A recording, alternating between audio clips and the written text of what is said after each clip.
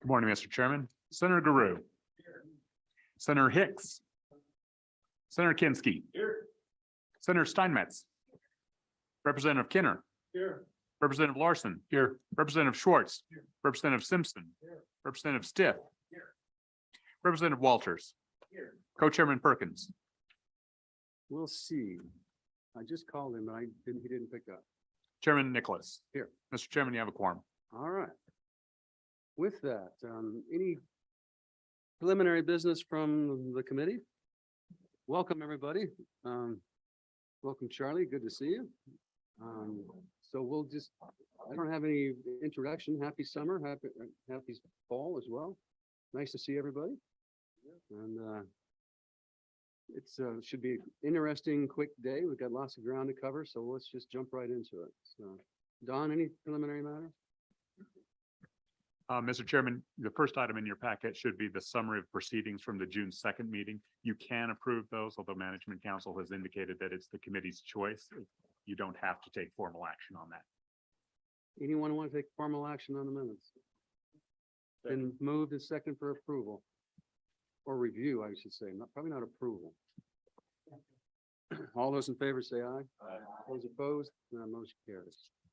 Okay, Charlie, come on.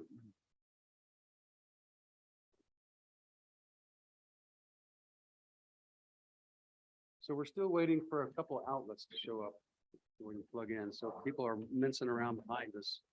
So just keep talking. Just keep talking. Good morning, committee members, and thank you very much for your time today. My name is Charles Moore, Director of the Wyoming Gaming Commission. With me today, I have President Bob Davis, Commissioner on the commission. Also next to him, I have David Carpenter, our project manager for skill games and for online sports wagering, and then Special Agent Lara Mendy on the end there joining us today. Again, I want to thank you. If I may have a few minutes. So you might have to let Bob talk a little bit so he can get ready to sit on this side of the table one of these days. It'll be kind of fun. Absolutely. Would you like to say something, sir? Hi. Well, again, thank you. The Wyoming Gaming Commission regulates and oversees the following programs: online sports wagering, pari-mutuel wagering, skill-based amusement games, charitable gaming, which includes bingo, pull tabs, and Calcutta wagering. Enforcement of Wyoming Statute 67101 through 67104, which are the gambling statutes, and the Wyoming Breeders' Award Fund, currently ranked #1 in per capita basis in North America, paying out over $3.6 million in 2021. As the industry grows and expands, the agency needs to be flexible and nimble on its feet. We accomplish this with a small staff and a conservative approach. In 2020 and 2021, with the expansion of gaming and duties, race days, and locations statewide, we asked for additional spending authority via the V11 process. So keep in mind, we are a self-funded agency. At the conclusion of the biennium, we realized an unspent balance of $225,000, which in itself is an accomplishment. This reflects our overreaching attitude of providing strong regulation with a conservative approach. And I cannot thank my staff enough and the commissioners for allowing us to work in this fashion. All aspects of the industry are growing. That comes pains and hurdles to step over. We continue to stay focused on our primary mission, which is the protection of the wagering public. Online sports wagering, we have 6 platforms authorized. 4 of those are operational. Pari-mutuel wagering, live racing continues to grow in race days and purses, and historic racing locations are on the upswing with 31 locations. Historic horse racing locations have increased 13% over 2021. 22% over 2022. With these increases, it requires more boots on the ground and eyes on the activity. Skill-based amusement games. While there has been a reduction in locations, the revenues do continue to grow. I acknowledge the rulemaking process may seem slow, But we all seem to forget the Scrivener's error, which placed the agency in a pause mode until corrected. We are currently on track to start the formal rule promulgating process very soon. Once the rules are completed, we are expecting a 200 to 400% increase in statewide locations. Charitable gaming, which includes bingo, pull tabs, and Calcutta wagering. We continue to solicit and educate the public regarding licensure, and we are receiving positive results. The first draft of rules are set for the commission to consider at our next meeting, September 22nd. Enforcement of the gambling statutes. With statewide jurisdiction and 3 special agents, we stay very busy throughout the year responding to reports from the public and our law enforcement partners. The Wyoming Breeders' Award Fund. As I mentioned earlier, the incentive fund is eclipsing all other programs. We are currently projecting over $4.5 million in incentive payouts at the conclusion of this year. I am unable to express myself adequately the level of success and what it means to our Wyoming citizens in the agricultural side of the business. And also, September is Responsible Gambling Education Month. The Wyoming Gaming Commission and our statewide partners in gaming are providing public educational information. This is just one step in educating and informing our citizens and provide an avenue for help. In closing, as we all know, staffing has been an issue across our state. We currently have 2 positions that are open, one of which is a senior accountant and the other is a TPO1 temporary position licensing clerk. We have been aggressively recruiting for both positions with minimal success at this point. I am hopeful we can find the right person very soon. Once again, thank you for your time, and I would stand for questions. Questions for Charlie? Go ahead, please. Charlie, on your senior accountant, where would they be located? That would be a position here in Casper, or excuse me, Chairman Nicholas, Representative Larson, that would be here in Casper. Yes. Thank you. Both of And- those positions would be Casper based. How long, Charlie, have you been advertising for those positions? Chairman Nicholas, the senior accountant position, I believe, a month and a half. The licensing clerk position, 3 months. And have you had, how many applications are you seeing? The senior accountant position, I think we have 7 at this time, and we've been going through those, trying to find the right person, the right fit. And that's a fully benefited position, of course, so you would think you'd have more applicants for that. The TPO1 position, as you know, is a temporary position without benefits. We received maybe, I think, 15 or 16 applicants there, and just aren't the type. What we're finding is we'll set interviews, they won't show, and different things like that. So we're still pursuing and working on that. So the question is, are you comfortable that the job descriptions and the pay scale for those positions will work? Thank you, Chairman Nicholas. You know, yes, we are. We have taken both of those positions and submitted the duties, trying to fluff up, so to speak, you know, the application where they see it's an exciting upswing, you know, good place to work, and trying to fluff that up a little bit. The compensation, I think we're okay there. I really do. On both of those, I don't think that's the issue. I think we're just not seeing a lot of people out there wanting to move or wanting to make a change. And then, of course, the benefited or the non-benefited position is an issue. And remind us, if you would, how many folks you've added over the past year? We added Positions that we authorized.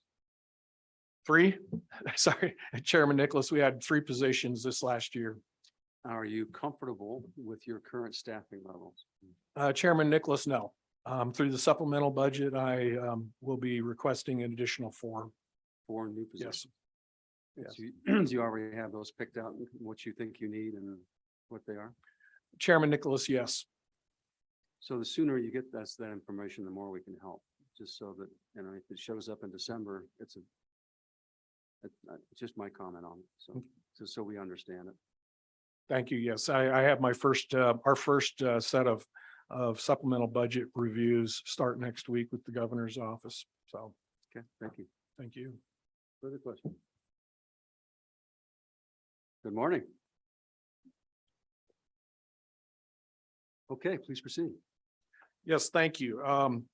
Chairman Nicholas had asked me to walk through the memo that I had sent you all. And as you can see from the memo, priority one is an incredibly important piece. And I prioritized these requests for a reason. Priority one is basically with the FBI, and I can have Mr. Laramendi go into it a little more here in a minute, is the need. The FBI has given us a grace period until July of 23 to get our statutes corrected. They want more detail in our licensing. And we've been working with Tamara, LSO, Mr. Laramendi has. We've also been working with DCI on this. What you find with the federal government is they'll tell you need to make a change, but they're not real clear exactly what that change needs to be. And they just say, well, fix it and then bring it back to them. And then it takes, of course, a couple months for them to review. So priority one is incredibly important for us to do business. I would ask you, if it's your pleasure to move forward with a correction on that, to have that as a standalone single item bill. I think that would create less confusion potentially and have just make it a cleaner situation for everything. Mr. Laramendi, do you have anything to add to that? Chairman Nichols, members of the committee. Yeah, I can stand for any questions with this. The issue that the feds have with this is that it is too broad. The skill games portion for the backgrounds is okay because it specifies vendors and operators. But the parimutuel and the historic horse racing side of it, it just says as defined by rule. And the whole legislative body hasn't voted on what a permittee is. So we need to really define who we license on the parimutuel side of the house. I've been working with Tamara and doing some research with some other jurisdictions that do licensing of the gaming and have found some really good stuff, and we can continue to work on that as well. So theoretically, Public Law 92-544 has specific directives, which include a statutorial definition of these particular issues. And that's what they're complaining about. Is that simple enough? That's simple enough. Yep. And it's just interesting to me that they demand it in statute. I mean, it doesn't even make sense to me. So, but go ahead. So as you work to put that, as I was reading that, it said it wanted a definition, but as I looked at the bill, I didn't see it put in definitions. I see it someplace else. It really still doesn't define. Are we going to go through that later in the bill? Because I'm still confused that it doesn't, in definitions, put participants and with the definition there. Chairman Nichols, Representative Larson, that's correct. And that's what we were working with LSO on, is really defining what a participant is. But Mr. Chairman, and so we don't have that definition yet? Is Correct. We do not. Okay, so the draft bill, Mr. Chairman, the draft bill we have is still shy on a couple of components. Chairman Nichols, Representative Larson, that's correct. Thank you. Go ahead. Chairman. Thank you, Mr. Chairman. So it looks to me like the two terms you need to find are participant and then participant who's directly involved. Those are the two missing definitions. Is that right? That is correct. So we need to get those. And then the other one, the other one's just simply it's a typographical error. The other one we haven't talked about, just referenced, I think, Article 3 instead of Chapter 3. And that one, I guess we're gonna do in the revisor's bill. Is that the concept on the one, Tamara? And then this one is the standalone bill you're talking about, the one dealing with participants who are directly involved, those definitions. Is that correct? Mr. Chairman, members of the committee, this is Tamara Everly with the Legislative Service Office. The reviser's bill issue is included in this bill to correct the reference to Article 3 rather than Chapter 3. It was in the reviser's bill that was not passed during the last legislative session. Okay. So Tamara, is that, I'll work with you to take this, the current draft and separate out the FBI background check and make that a separate bill that we can, versus the other two issues that are in there.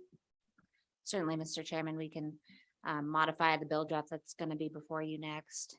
And I can explain that page by page, and we can point out which areas would become its own bill draft if that wants to be considered separately. I think that's where we would like to go. Okay. Go ahead, please. Again, thank you. Priority number 2, gaming expansion. At our last meeting of the commission, we had a lengthy discussion about expansion of gaming locations in the state. We received comments from local municipalities with their concern with gaming and wanting a little more authority of some sort. Everyone agreed that it's a legislative determination to do this. Currently, we're unable to limit expansion. So we wanted to have that discussion. In parimutuel, as you know, county opts in. And there's been some of the suggestions opt in, opt out. I think Revenue Committee has a bill that's an opt-out bill, I believe, and things, but you know, I've gotten a lot of calls, a lot of communications with some of the local municipalities, counties and cities about continued expansion of gaming in the state and what can they do. So that was just for your understanding and your knowledge. So thank you, Mr. Co-Chairman. So when you say that you've had a lot of conversations with local government entities, are they concerned about they want it in or they don't want it in, or has it been both? You just amplify there on the kind of the substance of your discussions with local government. Chairman Nicholas, Co-Chairman Perkins, it's the concern of more gambling in their communities. They don't want Too it or they much. do want it? Too much? They don't, too much. And then we do have some counties that are calling us, okay, how do we pass our resolutions? What do we do with those to where they can have gaming? So but the primary concern has been from some of the communities. What's enough? How much is enough in some of these communities? Is it specific, when you talk about gaming, that's pretty broad. So is it specific, is there a component of gaming that we're talking about? Is it specific to any particular segment of gaming, or is it just that broad? Chairman Nicholas, Representative Larson, I think the communities that have voiced their concern have been more concerned about the number of historic horse racing locations in their communities. There's the misunderstanding when they look at the number of skill-based amusement games in their communities and they look at the historic racing, the number of locations they have there, then they're lumping that all together. They don't realize that those are two separate, but they're just seeing, well, we've got this place has 4 machines, this one has 4 machines. Well, that's skill games, and then we have this one with 20 and things. So some of it is education. And we've been doing a lot of education in those communities. But I think the primary concern in at least one of our communities is the number of historic racing locations. Go ahead. Thank you, Mr. Chairman. On the historic horse racing machines, statutorily, they're required to run 16 race days to be eligible to have the historic machines. To start to limit their growth, what would the commission and the industry think of a proposal in which we would set a cap at, say, 300 machines gets you 16 race days, and every 50 machines over that, you would have to run an additional race day. So if you went to 350, you'd have to run 17 race days. If you went to 400, you'd have to run 18 race days. And so that way the operator is in control of the amount of expansion that they want to see within their own industry. How would that be received? As I see that as a way of us not limiting what they're doing, but it puts their limits in their own hands. And really the whole goal when this was approved 10 years ago or 9 years ago was for more live racing in the state rather than more historic machines in the state. Chairman Nicholas, Representative Walters, absolutely.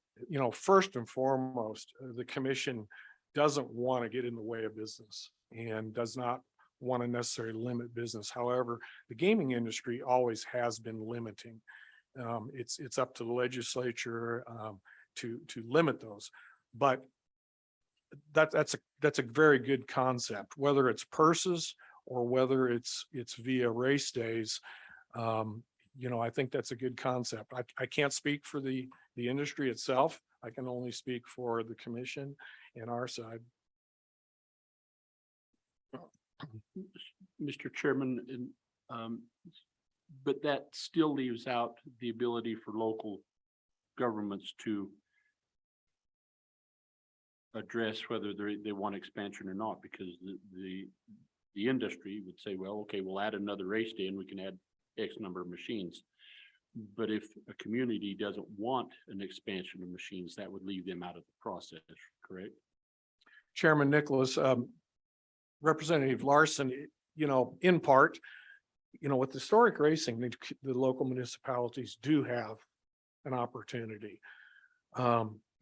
Interesting enough, the communities that have probably, and they have that opportunity to voice their opinion via the county. But the counties that have voiced their concern, city and counties, are also the ones that most recently have authorized additional locations. But I think that involvement with local governments is on the front end when you're first establishing it. Am I correct on that?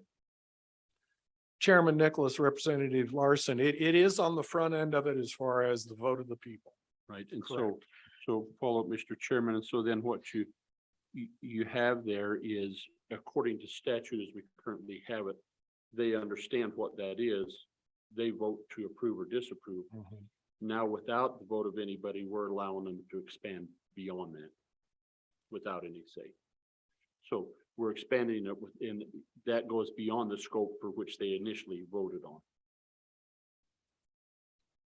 Chairman Nicholas, Representative Larson, I'm not sure I quite followed your So let me the try. question. let I'm me try sorry. again, Mr. Chairman, so when a county or city, if I'm getting this right, before historic horse racing comes into play, they vote on it.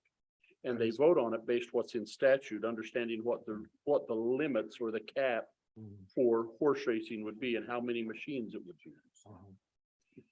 So if we would allow an expansion of machines by adding another race day, that's going above and beyond the regulations, the cap that was in the statutes at the time they voted on it. Do you want to respond to this? I don't believe, Okay, go ahead, Bob. Chairman Nicholas and Representative Larson, I don't believe there is a cap in statute on the number of machines to start with. There's not. Thank you, that clarified it. So, Director, the problem that I'm having is that if you said, as you characterize it, it sounds like there's one town or one community that's on the historic horse racing that is an issue. So it's not statewide. It's one particular location that has a problem. What specifically are the complaints, and how are your hands tied in addressing those complaints? Chairman Nicholas, thank you. I'm trying to figure out the best way to articulate this. I think that it's the number of locations basically in Natrona County. And what they're feeling like is there's another one on this street, there's another one on this corner. We're just got too many locations. There's a concern from city council and from the county commissioners individually have come and contacted me, and they have concerns, and they would like to be able to say, okay, enough is enough in their community. And they feel like they do not have the statutory authority to do that. I think that's correct. They don't. But the question is, what's too much? What are their complaints and how many do they have? Yeah. So, I mean, we need to see the bigger picture, Yeah. a more detailed picture of the issue. Because it's a legislative determination to establish those guide parameters. And part of the issue that I see with your memorandum is you're asking for that authority. There's no goalposts.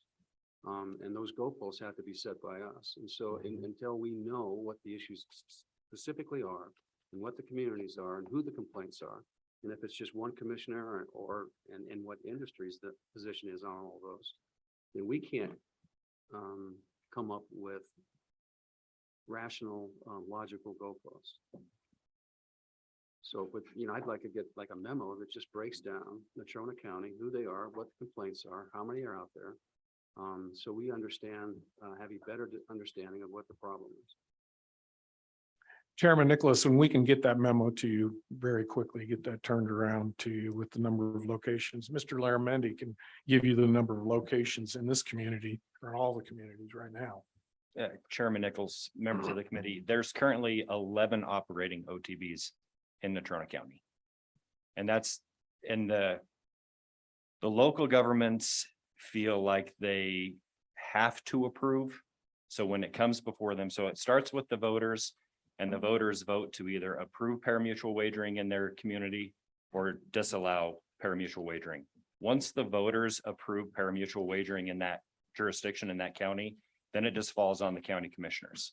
So the operators take their request to the county commissioners for a new location, and then the county approves those locations. And how long of these have there been 11? I mean, I take it they're springing up here, there. Like, my question is just term the economics of economies of scale. At some point, they're going to start losing them because they're not going to have business. But and what's the duration of time that is necessary for that to play out so that the market controls it, if it's possible? I mean, that's my question. So we probably need to see this on a time scale as well. So we understand, once again, we just need to understand the full issues. And frankly, if we have another meeting, we ought to have the folks from Casper come testify to us. So we know specifically what the problems are. Okay, go ahead.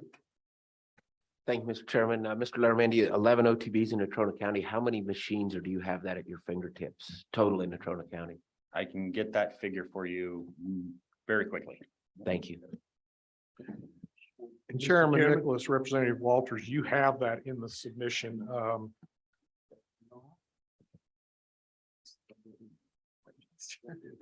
There's a pie chart. It shows all of the statewide locations. Don, my computer just died, so we're still waiting on an extension cords, right? Can we send someone to get some?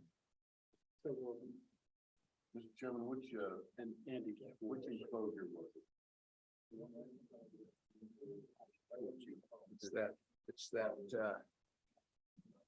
It's the one that's got all the wagering activity, but it's got the operating establishments for skill games, but it doesn't list the ones for historic corporation. Yeah, Chairman Nichols, Representative Walters, there's currently 522 active terminals in Natrona County. Keep in mind that we have some other approved terminals that have not come online yet, so that number is going to go up to about, I would say, 670.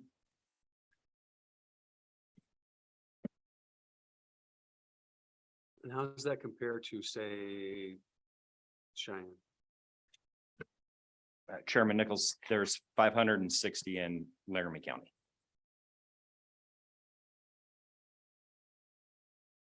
What were those numbers again? You would, please. 522 active terminals in Natrona County and 560 active terminals in Laramie County.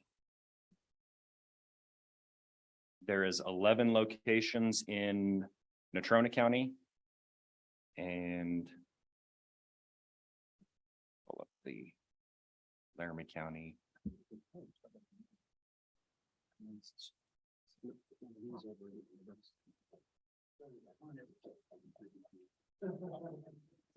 We're having a power struggle up here.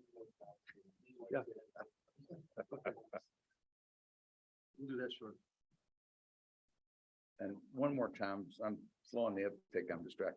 How many, what was the number of locations in Laramie County? I'm counting those right now. We've got 5. Five.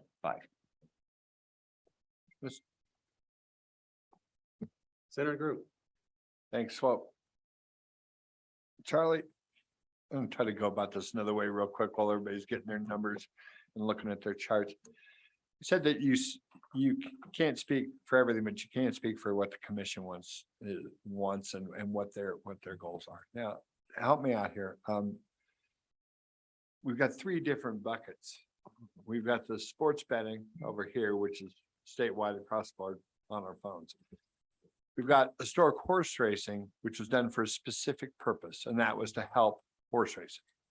And that's a subject that we're having some concerns about how that's working. And I guess my question would be is, right now, based on the money you're generating, how is that doing for horse racing? Is it achieving the goal that we set out to do when we enabled the legislation to allow historic horse racing with the number of machines we have right now? If we're short, how short are we? If we're long, how long are we? That makes sense? From the commission's point of view. Yes, Chairman Nicholas, Senator Grew, it does make sense. Absolutely, the historic racing is doing what it was designed to do. Increase the Breeders' Award Fund. The Breeders' Award Fund is eclipsing all other programs nationwide. We're on track $4.5 million, and that revenue that is generated to the Breeders' Award Fund is directly from historic horse racing. Race days, we're at 52 race days. We are racing currently with some overlaps from May to October now.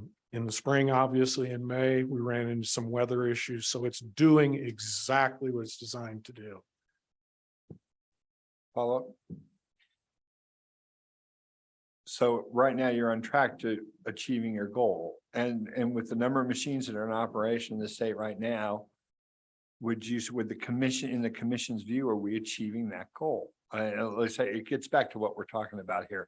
When the communities are saying there's too much gambling happening, I think what they're seeing is an explosion in historic horse racing machines cannibalizing up spots around town, and that's their concern.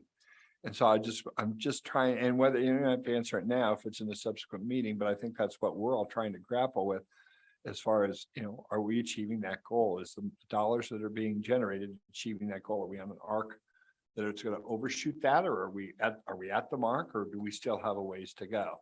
And while you're thinking about that one, you don't have to answer that, but then we'll go to the third question about skill games. Now, skill games, in view of the commission, skill games are,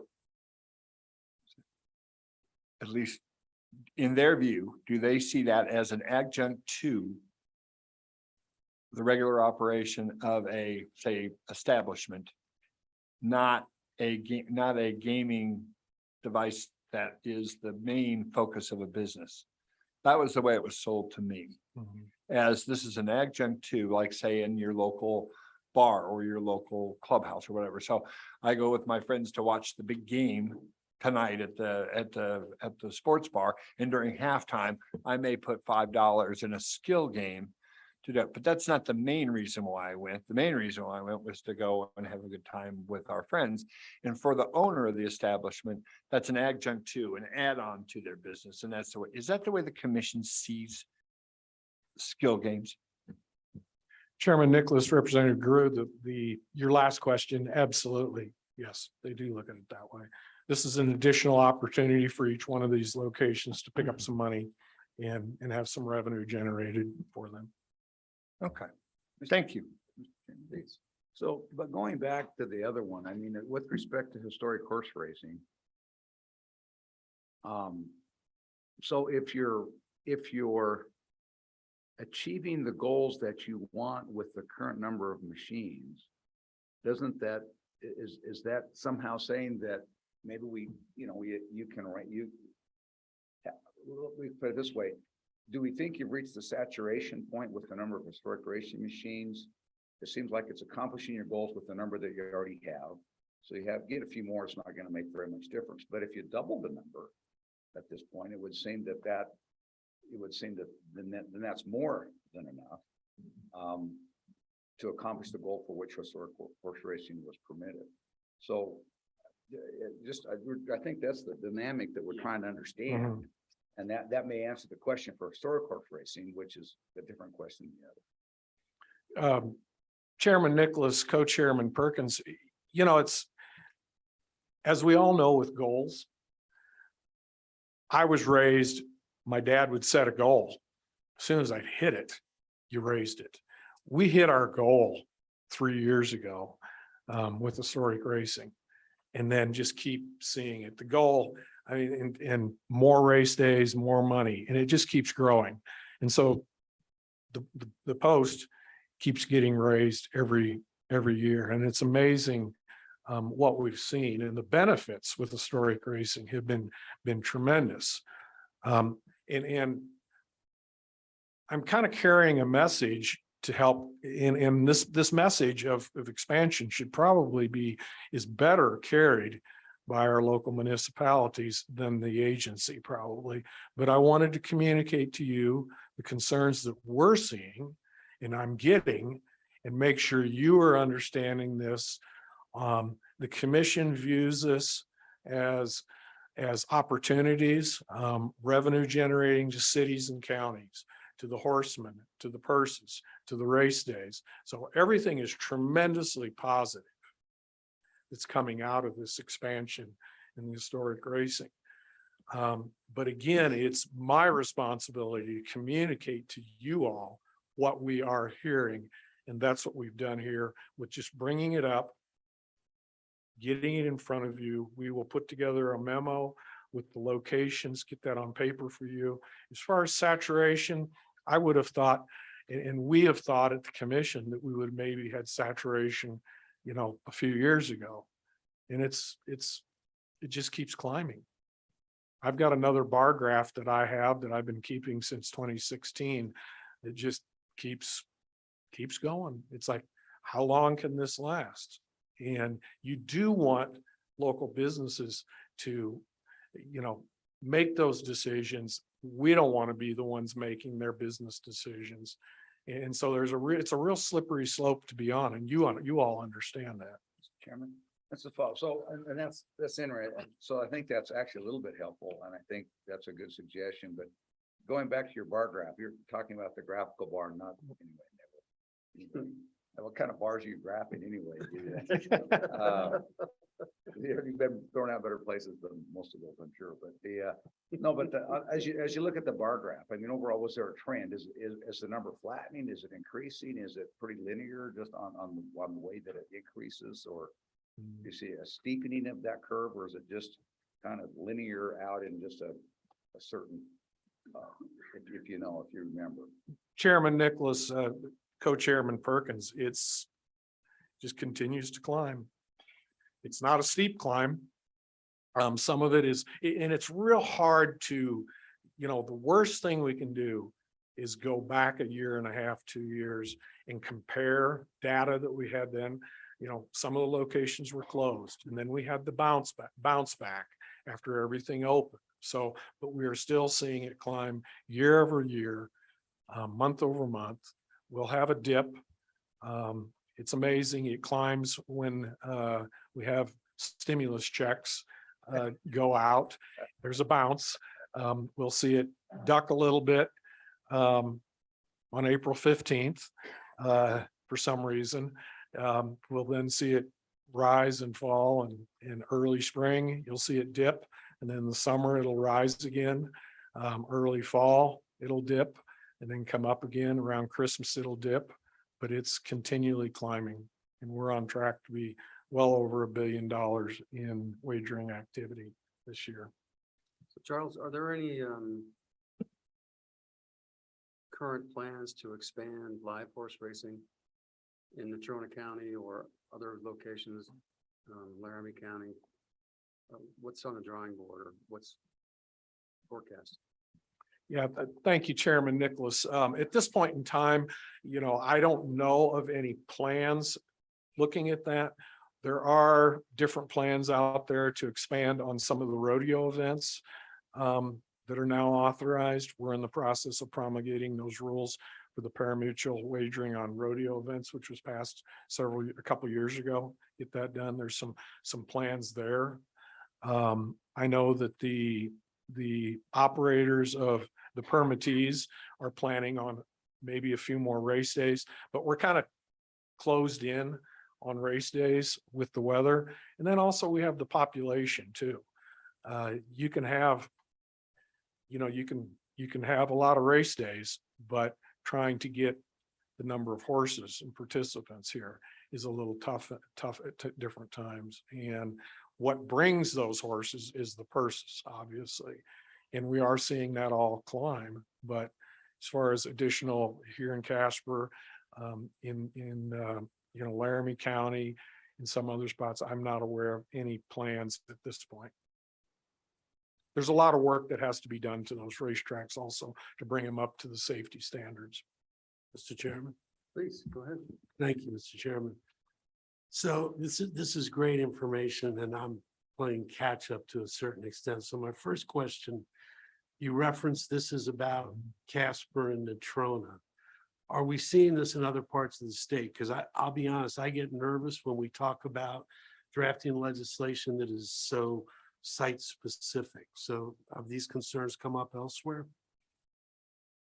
We're not really seeing, or excuse me, Chairman Nicholas, Representative Swartz, we're not hearing any negative comments from other communities. Campbell County had some concerns and wanted to have a little more authority in Campbell County on some different things. But other than that, it's primarily Natrona County and Campbell County. So my second question, if I may, Mr. Chairman. So my understanding is the ultimate authority lies with the county. So if the and having been a county commissioner, I know municipalities and counties always agree. But in the bizarre chance that they don't agree, what recourse do the municipalities have? Chairman Nichols, Representative Schwartz, that's been some of the complaint that we've had from the local municipalities. They have no say. If the county commission approves it by resolution or by vote, the municipality has no control over it. Mr. Chairman, Go ahead. thank you. I'm back on your priority to gaming expansion. I just want to make sure that I'm understanding. With respect to historic horse racing, the county has to approve, and then the counties are under the impression that once they approve, they cannot deny any more locations. Do I have that part correct? Chairman Nicholas, Senator Kinski, that's correct. Okay. With respect to skills games, I'm reading in your memo on page 3 at the top. Currently, there is no provision in statutes which would limit the skill-based amusement games in the Cowboy state. Yet I thought I heard you earlier today state that there was something limiting their growth, that if you could rectify that or we fixed it, you anticipated growth of 300 to 400% in skills-based games. And so help me understand, is there no limit, or is there something holding back skills-based amusement games growth? Chairman Nicholas, Senator Kinski, at current interpretation by the commission has been skill-based amusement games are currently on hold from expanding until we complete the rules. Once the rules have been finalized, then that will we can authorize new locations. And that's where that percentages that I had mentioned earlier comes into play. The expansion. So, Charlie, how many pending applications are there for skill-based locations or machines?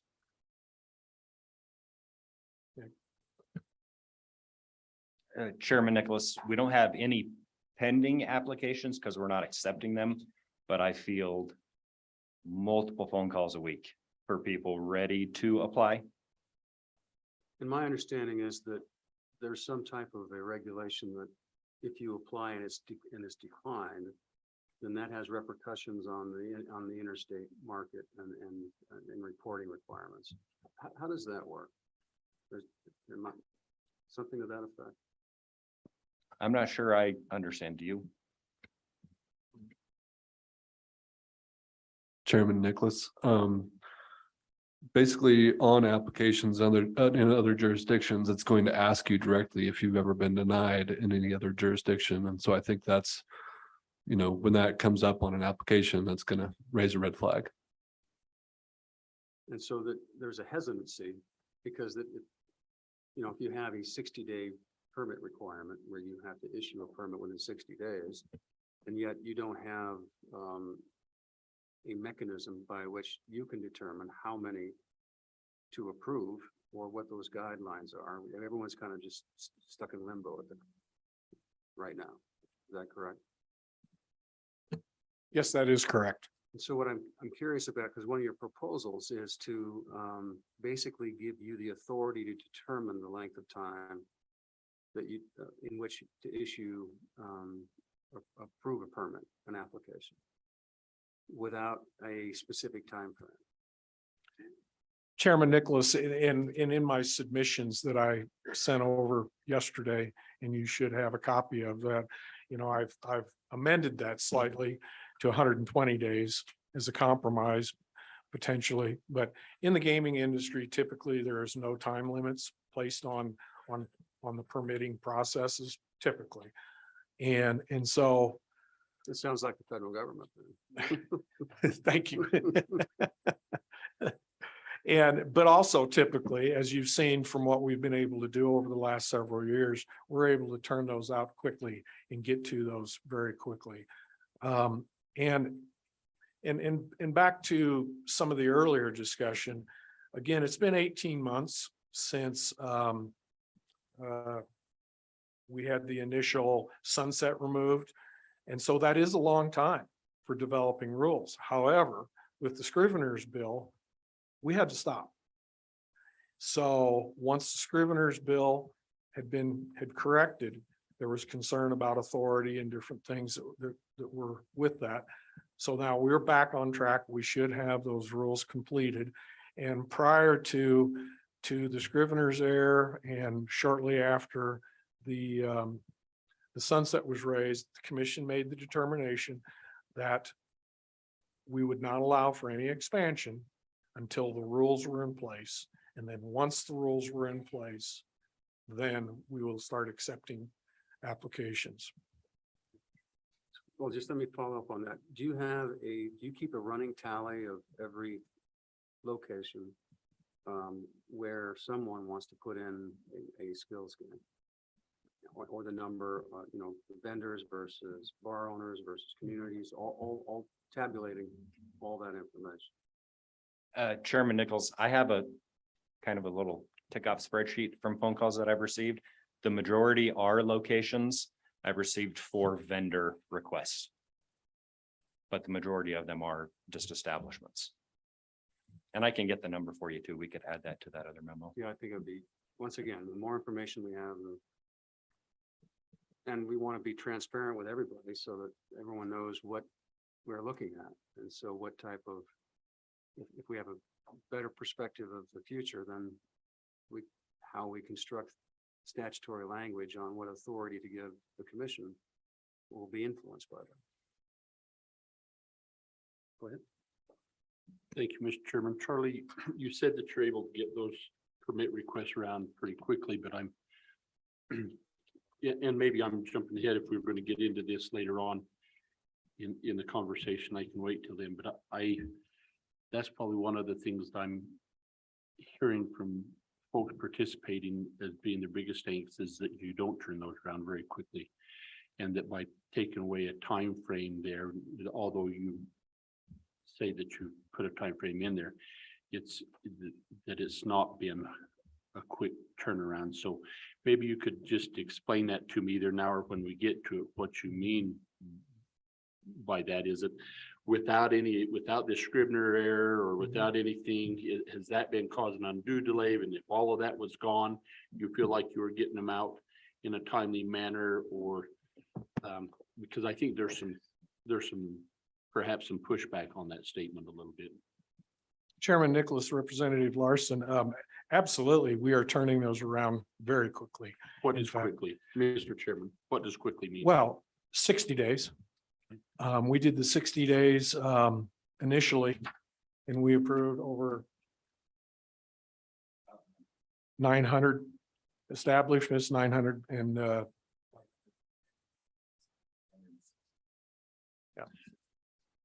So then why would we need to expand on out to 120 if you can do it in 60?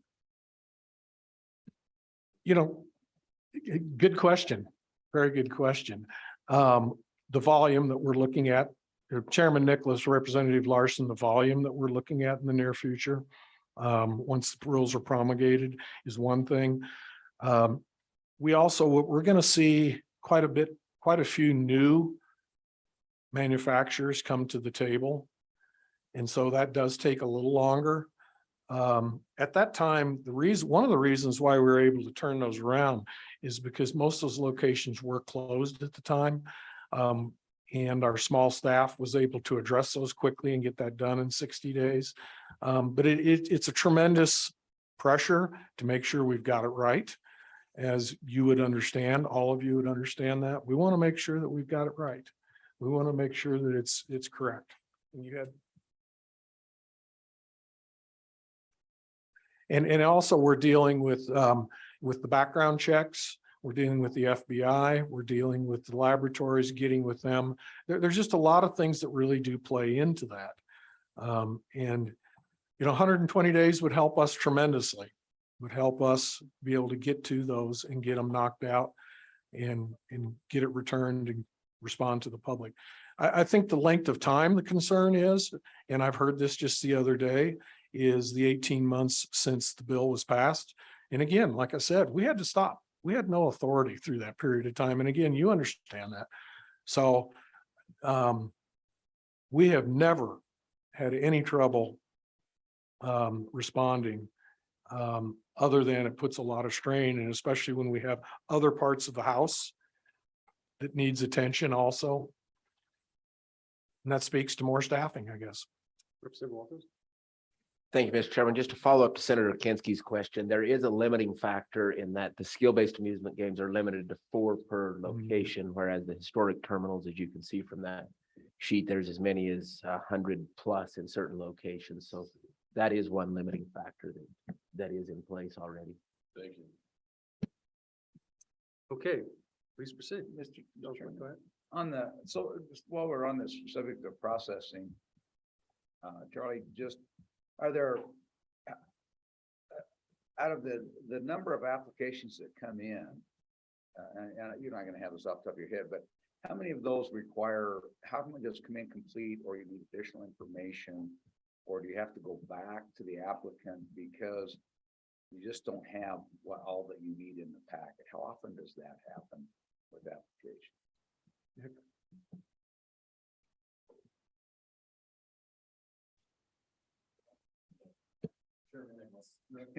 You don't have power either, huh? Oh, wait, now I got it. It's just one at a time, maybe. The first round that we had, in 2020, 3 of the 8 we had to get further. Oh, so out of that small sample. About 30. Okay. And Mr. Chairman, if I can follow up, please. And so when that happens, the way that the statute is interpreted, I don't think that is the application not, you consider the application not complete until you have all the information you need. So if an incomplete application comes in, the 60 days hasn't started yet. Is that how you manage that? That is how we. Thank you.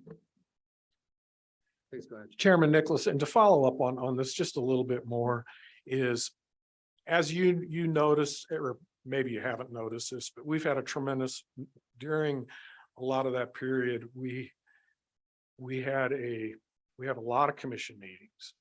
And logistically, if you have this vendor, let's say we have 10 vendors out there waiting, and they're on that 60-day time clock. And you've got them all submitted in different dates. So we have this 60-day time clock that's operating, and scheduling meetings for approvals, getting that done is a logistical nightmare at times, making sure. We had a situation initially where we did approve in a formal meeting after the 60 days, just because it was logistics.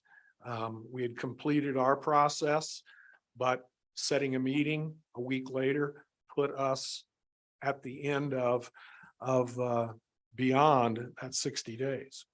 But we had completed our process. We had done our initial review, and we understood it was an approval, and then completed it, I think maybe 8 days after the 60-day window.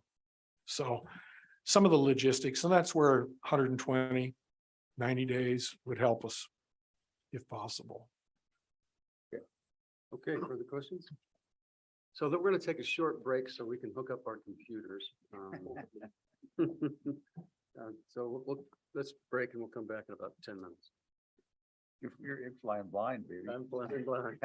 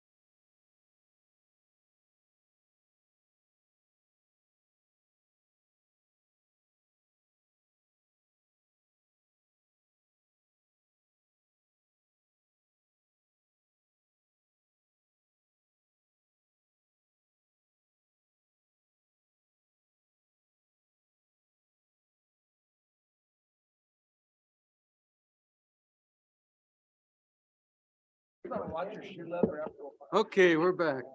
Thank you for the space. I actually have a computer a lot that's working again. So, all right. Charlie, please proceed. Thank you, Chairman Nicholas. Just one final note on some of the processes and the permitting and things and the idea that we're slow to get to those. The renewal process went very well this last year. We ended up 100% renewal with skill-based amusement games. And so that process did go very well and went very quickly. In the future, as we do renewals with skill-based amusement games, we are going to get some of the information out there a little sooner. So we have time to make sure we're going through those and dealing with those quickly. So just wanted to make that comment that did go very smoothly. 4 days prior to the date that they had to have them, there was a little concern in our office that we weren't going to get 100% renewals. And the people got them in, we got them turned around. Nick was working 24/7 for about 4 or 5 days, right there at the tail end, getting those kicked in and out the door. So thank you for that. Priority number 3, bonding of skill-based amusement game.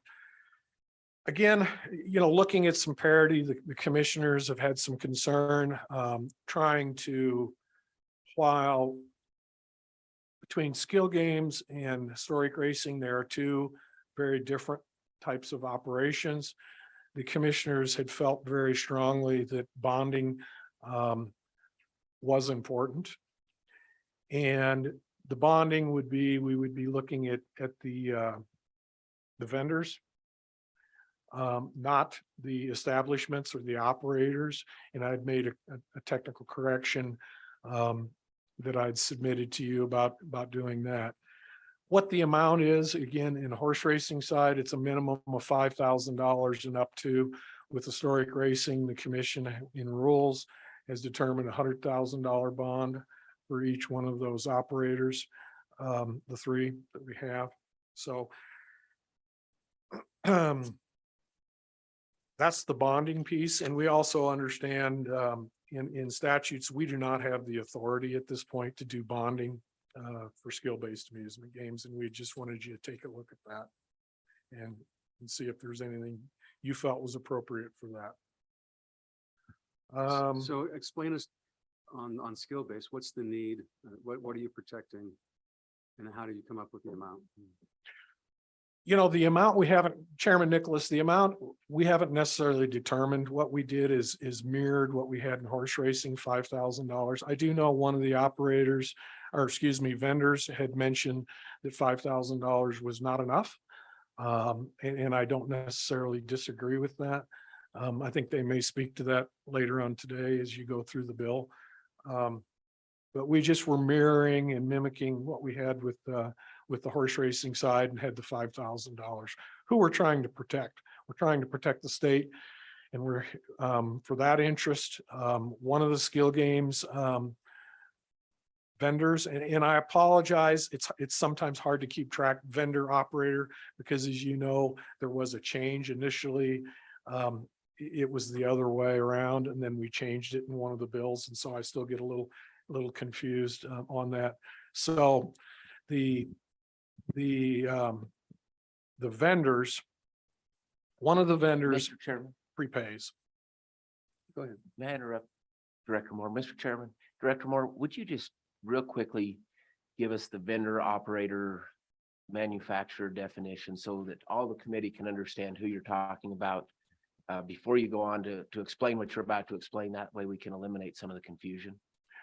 Chairman Nicholas, Representative Walters, thank you. Nick, I would kick that to you if you would explain that for us, please. Mr. Chairman, Representative Walters, do you want like the simple definition or the statutory definition? So the vendor would be the owner of the machine that places them into an operator's location. So operator is the bar, restaurant.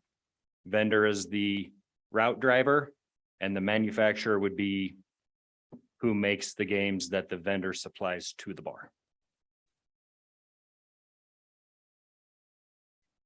So why is the statutory just so much more complicated than that? Does it need to be? No, Okay. it would help if it wasn't.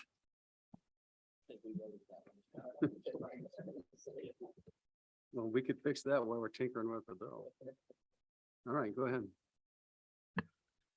And then the manufacturer obviously is the manufacturers of the games. So,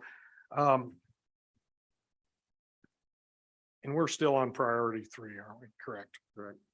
So again, we feel like through our discussions in the rulemaking process, the commission has wanted to place a bonding in there. Again, we cannot. So what we have done in rules to try to cover that, we have required David, can you explain what we did in rules with that as far as the reserve? Chairman Nicholas. So what we've done is similar to sports wagering with the reserve requirement, which is, essentially have, I don't know what we did specifically, if it was a month of average tax revenue that needed to be kind of on hand in a separate bank account. So to follow up on that, Chairman Nicholas, would be, the reserve amount, which we feel like we can do in rules, that is to protect the state. The bonding would be to protect the wagering public is more what we're looking at. Now, if you went with a bond in statute and we had that, we might theoretically go back and depending on how the bonding is written in statute, go back and remove the language in rules for the reserve requirement, if it would be inclusive. Go ahead. So Charlie, with your explanation of that, it seems like it's the vendor that, and if your bonding is to pay for to protect the public, it's the vendor that pays the public. Do I have that correct? Chairman Nicholas, Representative Larson, absolutely, yes. But in your description, you say in the event an operator/vendor fails to comply. And so would the bonding requirement be for both or just for the vendor? It would be just for the vendor. Thank you. And that was a misprint, and I apologize for that. Go ahead. So I'm just gonna show the depth of my ignorance on this subject, but who collects and turns over the tax revenues, the vendor or the operator? Chairman Nicholas, Senator Co-Chairman Perkins, the vendor. Okay, thanks. So what is it can't be very much, but what if you have to bond for 5,000? You know what that costs for an annual basis? Can you do it by machine or do it by location? Chairman Nicholas, that's a good question. The cost, I'm not sure what the cost of a bond is right now. Typically, I think $100,000 bond is somewhere around 10,000 a year or something like that for them. But and again, with our pari-mutuel side, we have cash bonds that we keep for a couple of the operators, and then a surety bond. So again, this was a bit of a placeholder. We would have to get you more information on that. Currently, the tax revenues, they're averaging monthly or weekly about $7,000 a week. Average. We have some of the locations are more than that, and then we have others that are quite a bit below that. But the average tax implication seems to be around $7,000 to $8,000 a week. So how many situations where you've had to ever go after a bond, or you have violations that would warrant bond? Chairman Nicholas, thank you. None. Excuse me, once. Once in 2007, prior to my taking over the position, they had to access the $100,000 bond with the horse racing. So doesn't take much to confuse me, and I apologize, but you just was referring to the taxing of 7,000, but we're talking about bonding to protect the public. So I want to, I'm trying to keep the two separate. So if we're going to have a bonding requirement, I don't know that I heard the answer to Chairman Nicholas's question. Would you do that based on a per machine basis? How would you assess the bond, and for what's in what would be the revenue amount? Have you figured out how that would look if we're looking to put this in a bill? What? Clarify that for me. Chairman Nicholas, Representative Larson, and maybe Mr. Carpenter can get into a little more detail on this possibly, but I'm not sure if we want to do it on the number of machines or if we just want to do it per vendor. I think simplicity wise would be per permit, per vendor, and keep away from the per terminal aspect. While there was a suggestion, I believe, from one of the operators, potentially even as high as $100,000 bond. And we are talking about two different aspects here, and whether to blend them together to make one bond that would cover the state's tax implications, all implications, and to cover the payments to the public, or separate those out. I don't know if I explained that or said that very clearly, and I apologize for that. It does get it gets very complex at times. But the bottom line is, with my priorities, going back to our initial priority list, the number one priority, our big focus is number one. And these were all fairly secondary priorities here. And I can come up with a formula. I can come up with some suggestions over the next few weeks and get with some of the industry and look at some of the other states that potentially have bonding and see and come up with some suggestions for you. Go ahead.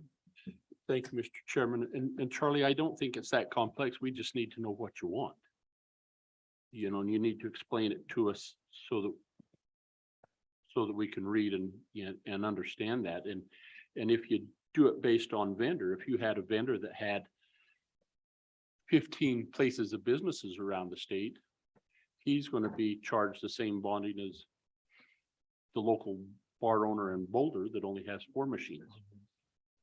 And so you know, I hope you weigh that out. I don't know that gives me a little bit of pause there, but anyway, it would just need to know a little more on that bonding part, what it is you're wanting authority to bond for, and how you're putting that together, please. Chairman Nicholas, Representative Larson, we can get those to you, have that to you fairly quickly. Okay, further questions?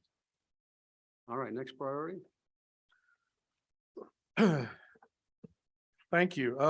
What I would like to do, David, can you tackle priority number 4?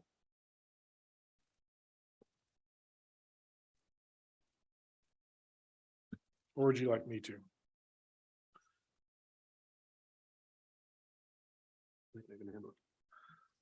Chairman Nicholas, so priority 4 is expanding the licensing permitting base for skill-based amusement games and online sports wagering. What we would like to do on the online sports wagering, or on the skill-based amusement games, is begin to license the manufacturers of these games as well, beyond just the operators and the vendors.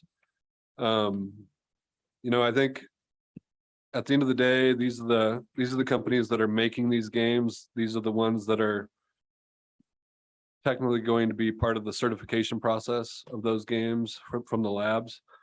And so that's what we're asking for there. Right now, we have it as a manufacturer shall be issued a license and required to pay an annual fee of $3,000 to provide skill-based amusement games in Wyoming. You know, I think right now, just to give you a number, we have 5 manufacturers. Is that correct? So 5 manufacturers to go with our approximately 14 vendors and then the 300 or so operator locations. Then on online sports wagering, what we're looking to do as far as priority 4 goes is start to be able to provide a license requirement for occupational or key personnel. And currently, the way we have it set up is we have to kind of switch gears here because operators and vendors and sports wagering are slightly different. Operators are the actual platform providers. Vendors are kind of the service backend providers of those platforms. And so what we do in that case is we get some of the key personnel listed, but we don't actually require an application or any specific information to those key personnel that may have decision-making authority or back-end access to some of these platforms. In my view, it would be more of an annual type of license versus the 5-year operator vendor permits. Just given changes and people coming in and out of those operators and vendor companies. Pretty low fee, I would say, but Mr. I Chairman. would stand for any questions. Go ahead. Mr. Chairman. Yes, I have a question. When I see one of the suggestions is to license server host providers. Does that include, tell me how that plays out. Does that include, like Amazon cloud services? Is Amazon, if all the data is in the cloud, then does Amazon have to apply for a license with the Wyoming Gaming Commission? How do you see that playing out? Chairman Nicholas, Representative Stith. The statute asks for us to have an in-house, in-state server host. And currently everyone operates through a location down in Cheyenne. At the end of the day, I think we just want to be able to have that facility licensed or permitted. As far as the cloud server, I don't know. I think we'd need to be more clear on that. That could get pretty expansive. But I do understand where you could be coming from on that question.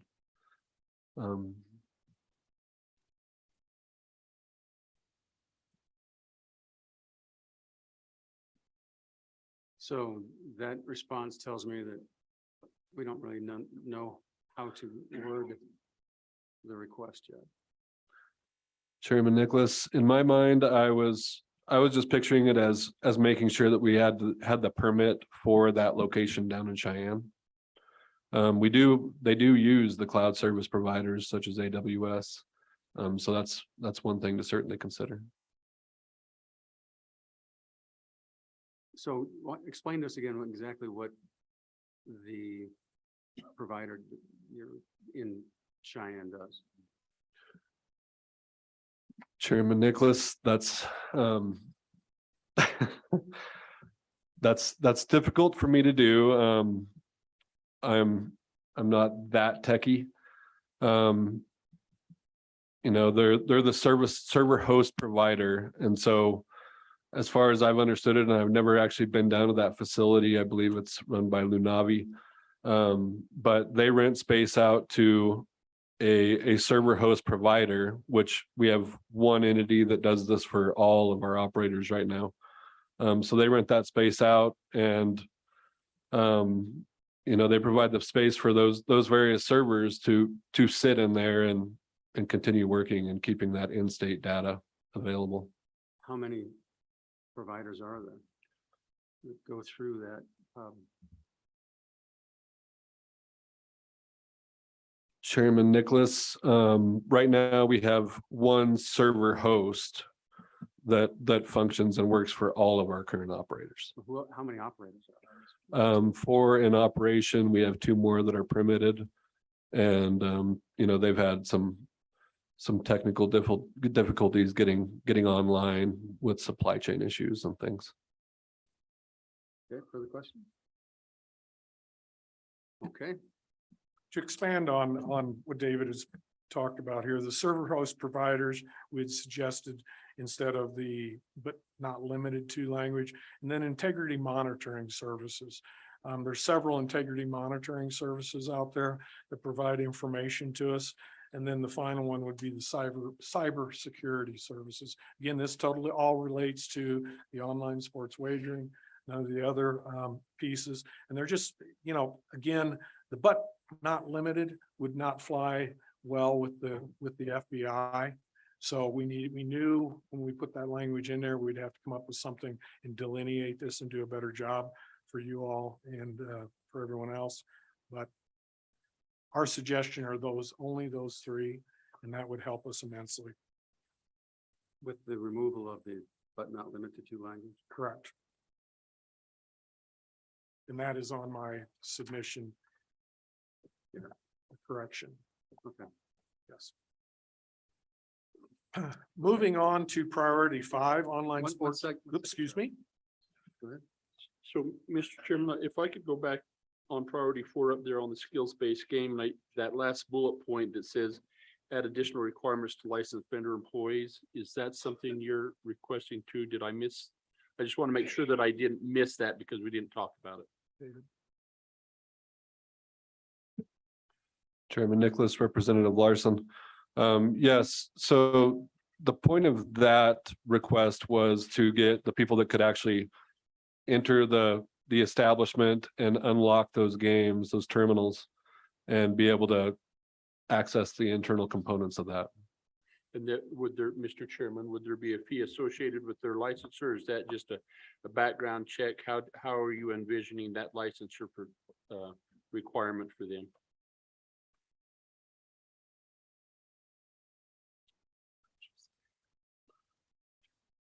Chairman Nicholas, Representative Larson, I think as we saw it, there would be a small fee and probably similar to that sports wagering request would be an annual, just given the turnover of staffing.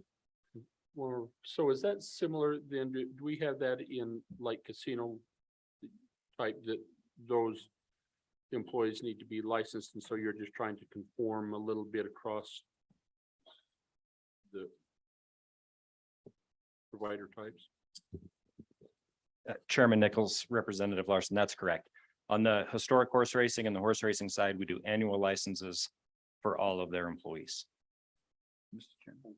Go ahead. And by licensing employees, does that allow them, so if you go from, if a licensed employee goes from one vendor or operator to another vendor or licensed vendor or operator, does that smooth that transition since they're already licensed? They've It already does. been investigated, so it actually frees up the ability and the interchangeability or the ability for folks to go to a better job that they, is that Mr. Chairman, Senator Perkins, that is correct.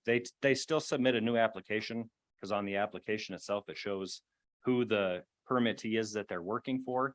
And the new permittee has to sign off as them being their employee, but the background's done and the license just transfers with them. Mr. Chairman, it's like being a licensed realtor and a broker, huh? Okay. Fair enough. Go ahead, Tom.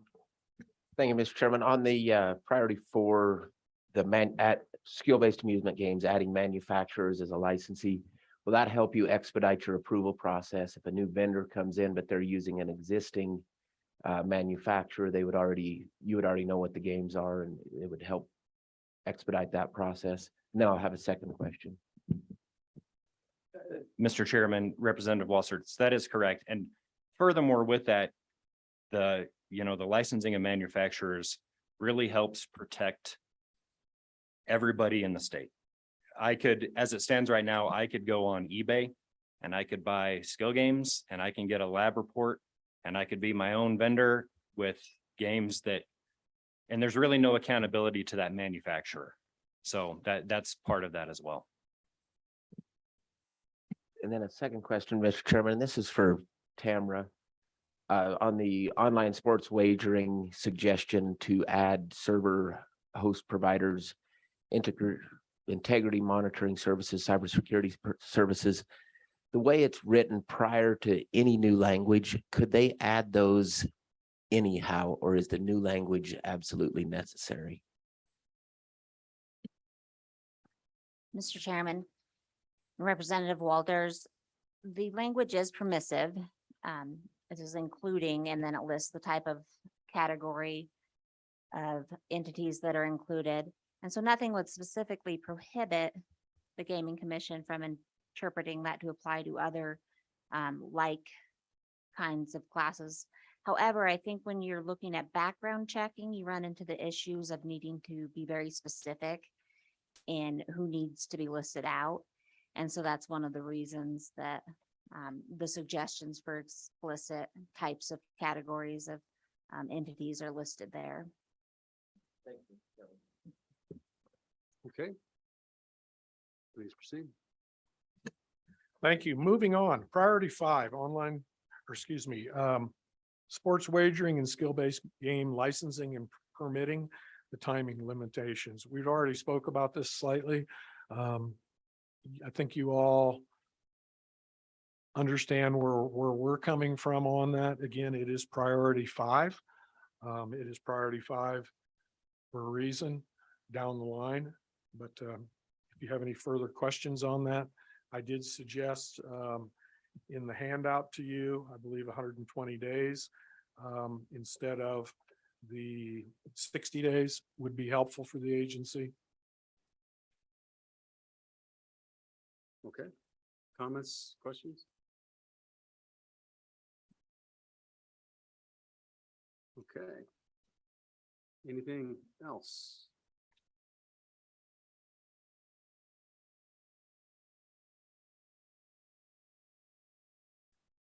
I think we're good, sir. Okay. Thank you. With that, public comment. Let's go, guys. Come on up.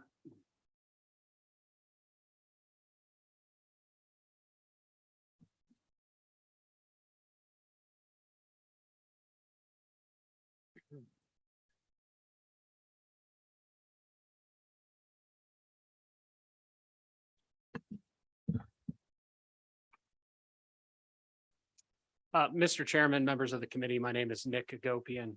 I represent S&C Vending and Bank Shot LLC, which is a manufacturer. The message that I wanted to leave with the committee today at a top level is priority 1, as identified by Director Moore and staff, is the priority that we see. The need to get the background check language correct so applicants can get through the permitting process is important to us. My other client, Grover Games, is a manufacturer of the historic horse racing machines, so that there's interest there. It sounds like there is not an issue with the skills games background checks per the memo that was provided, but certainly we see that as the priority. And as was identified by Director Moore, the ongoing rulemaking process is ongoing, and we see that as the single biggest priority. And so looking at the others, we don't necessarily believe there's a great need to move forward with those today. Some of those issues may compound or arise with more information or specificity, and then we could look at offering some suggestions on how to address it at that point. But my message today is would ask the committee to move forward with that priority 1. I think as the committee discussed, in a standalone vehicle with a narrow bill title. So it's not subjected to some of these significant policy discussions that have been brought up today from the commission and from the committee itself. So with that, I would stand for any questions, Mr. Chairman. Questions? Go ahead, Senator. Morning, Nick. So did I hear you correctly, that when you talked about just carving out this FBI background check, you're talking about this as a global for across the board, all the platforms, whether it's historic, horse racing, skill games, or anything else? Or Mr. did I Chairman, miss what you said? Senator Guru, that's my understanding that the way as it is proposed in the bill, I believe on the bottom of page 12, top of page 13, it amends Article 1 of the Gaming Commission statutes, and it would apply across the board to all permittees seeking that background check approval. Thank you, Mr. Chairman. Further questions? Okay, thanks, Nick. Anybody else? Come on up. You can kind of line up or kind of all. Sit down. Yeah.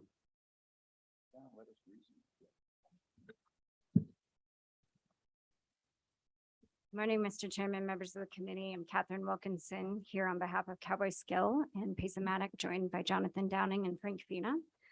Thank you for the opportunity to comment this morning. I will let you know that we are fine with the bill as drafted. We do agree that they should be kind of separated out in topics. A few comments in addition to the testimony. We are fine with bonding. We do believe that that does need to be a higher amount than 5,000. On the licensure of the manufacturers, we are in support of doing that. However, there would need to be an amendment. There was misused term of operator. It needs to be replaced with vendor. That's on page 12, line 7.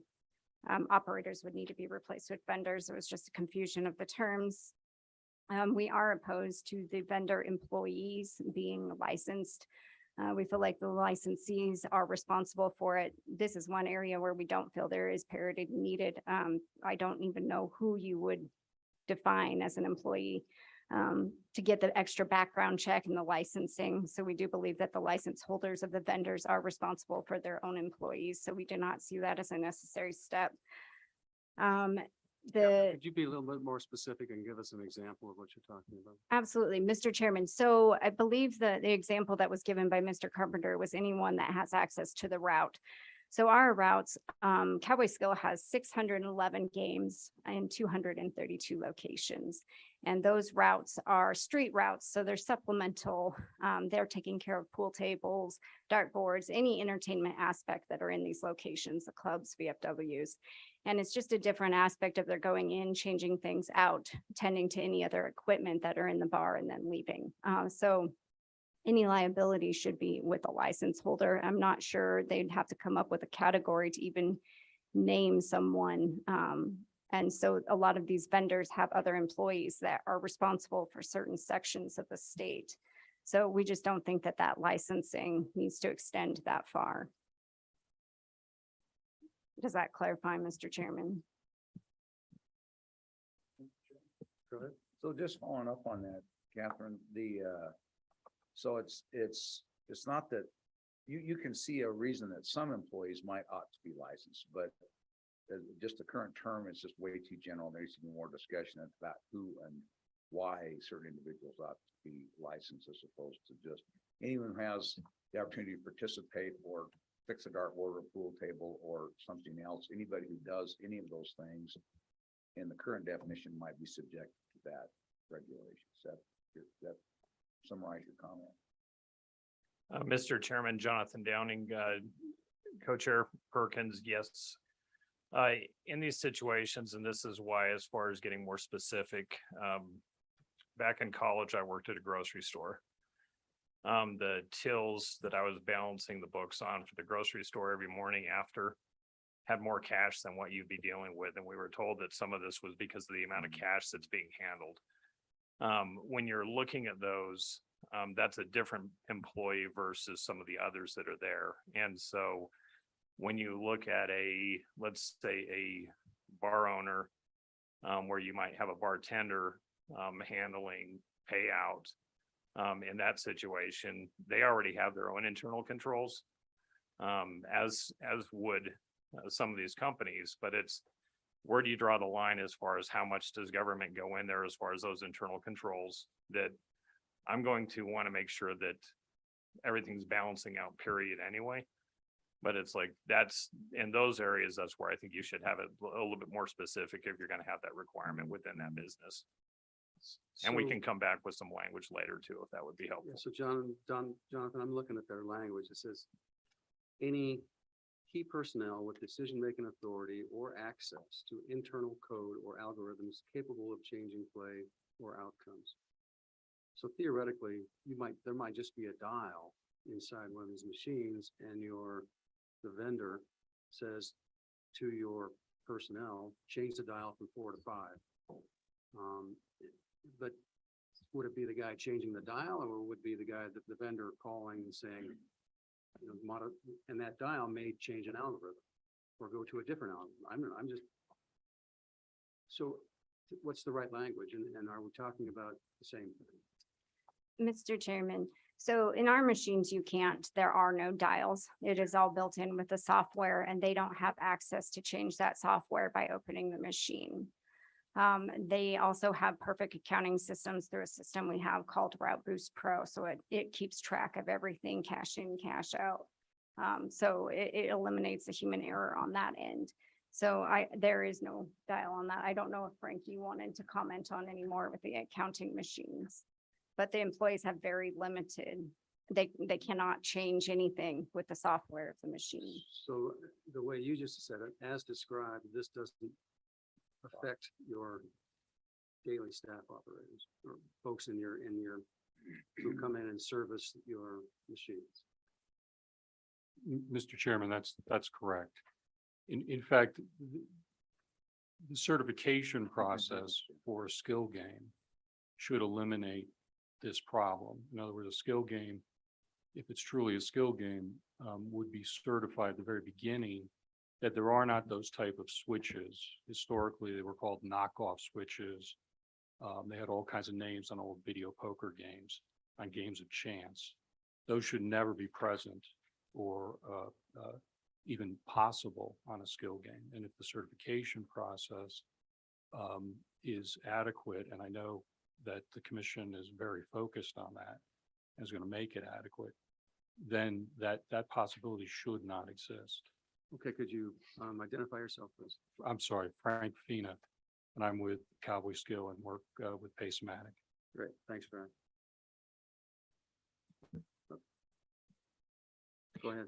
Mr. Chairman, thank you. I'll just wrap it up very briefly. The proposed amendments that the Gaming Commission submitted for those time changes, or the memo that you received today, we are fine with all of those proposed changes. The only other thing that I would leave with you today is, since there are two committees studying gaming, there is a bill in the Revenue Committee, and forgive me for going outside, but to look at it as a whole, that would limit the locations of these games to age-restricted areas, which we believe are liquor licenses and truck stops, because they should be in a limited location. We do believe that that will settle a lot of the expansion and saturation question, because there are only about 1,400 liquor licenses that would probably be appropriate places for these machines to go. And remember, there is a cap of 4 machines per location. Currently, Cowboy Skill has 611 and 232. I believe there's around 900 total with 300 locations. So we see the max saturation of the market at the very top end about being 3,000 games in the entire state. So it's really not going to be a huge, there you will see some growth, but that's what we're hoping to do in the Revenue Committee, because we do believe it is important to have those sideboards of where these machines should go. So I did want to mention that bill coming up later this week in Can I get Revenue. one at my Committee. house?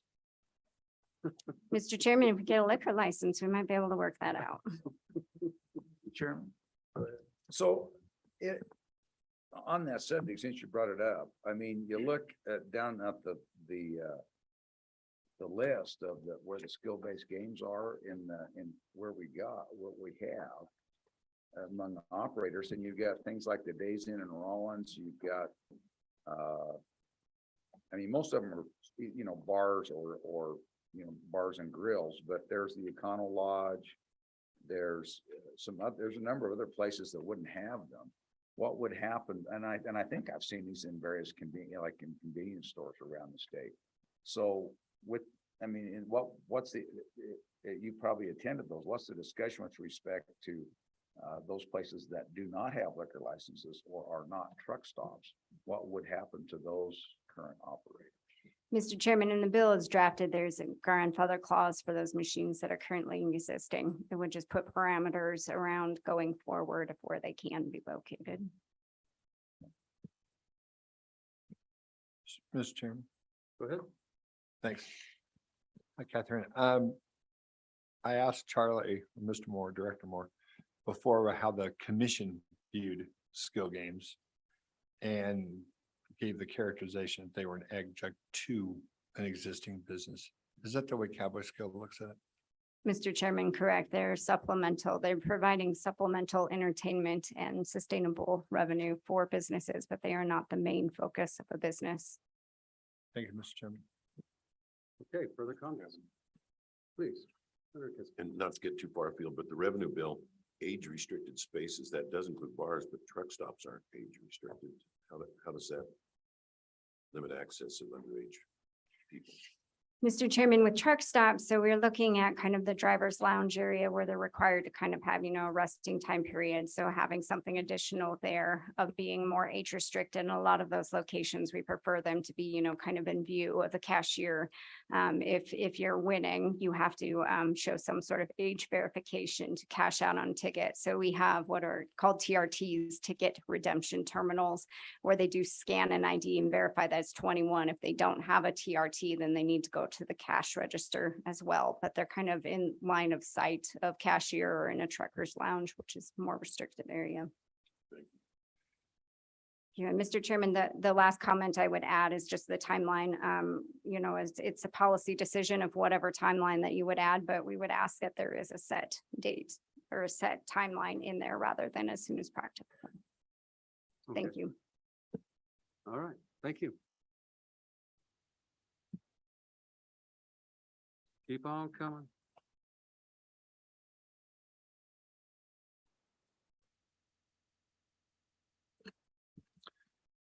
Good morning, Mr. Chairman, members of the committee. I'm Jeremiah Reeman here on behalf of the Wyoming County Commissioners Association. I just wanted to be brief and try and answer a couple of questions that I heard earlier. The first one was relative to opt-in, opt-out for skill games. And I'll take you on a little bit of a history trip here. When that issue first came up as we were discussing skill-based games, my members sat down and discussed that. And to be honest, they couldn't come to consensus around either opt-in or opt-out. What they came to a consensus around was a desire to see some sort of an option included. We kind of see it as water under the bridge because you never acted to put an option in there. So to the extent that there are bills out there that do that, I don't know that we're looking to advocate for those. It is an important source of revenue now in many communities and something that commissioners have been supportive of. Mr. Chairman, I heard a little bit of discussion around gaming expansion. I'm going to change that just a little bit because I think what I'm hearing from my members is more about some sort of a local control element. And if I can just build on that a little bit, at the county level, as an extension of state government, we can only do what you grant us the authority to do. So in terms of HHR, as the Gaming Commission provided in their memo, there are only two things that the county can do. One, you can put it up for a vote to see if horse racing events should be conducted in the county. And we've had many counties that have taken that on. I think there are at least 14 counties currently that have passed. That doesn't mean that every county is actually operating terminals, but at least those 14 have done that. We've had one more recently that put it out to the vote and the voters rejected that. And that's certainly fine. But in those counties where there is a grant of authority to move forward, the only other authority that county commissioners have is to allow for the location. And that's on the front end. And so if I can just take you down another little bit of a path, we had a conversation just this last session about the dissolution of county boards. And that became important because commissioners, or it was determined in the courts, the Supreme Court, that commissioners only had the authority to approve the establishment of the certain districts that were included in that bill, but had no authority to do anything afterwards, including dissolve them. And so what we found in a more recent case specific to horse racing is that the courts have said under 1125-102 AB, you can only allow for or make the determination that they can exist. You have no additional regulatory authority. So what I hear my folks saying is that acceptable? Should we have some sort of additional authority relative to these locations after they've been established, not to arbitrarily pull permits and dissolve them, That's not what they're asking, but are there instances where they should have the authority, much like other permitting regimes that we have in the state, to do something? With that, Mr. Chairman, I'm not going to actually get into the details of it. I'm not come with a specific proposal. I am working with industry to try and see if we can come up with something collectively to address that issue. But I don't want to bring you something too early in the process as we have that conversation. Mr. Chairman, on the skill game side of this, we have no authority to permit or to do anything after. That's all the gaming commission. And so my commissioners are saying, should we do something there as well? So we'll have that conversation with industry, maybe very similar to the HHR. And again, it's my goal to come back to you with something concrete rather than a theoretical at this point. So with that, Mr. Chairman, I'd be happy to answer any questions, but appreciate your time today. Questions for Jeremiah? Looks like we're going to have some fun in the future.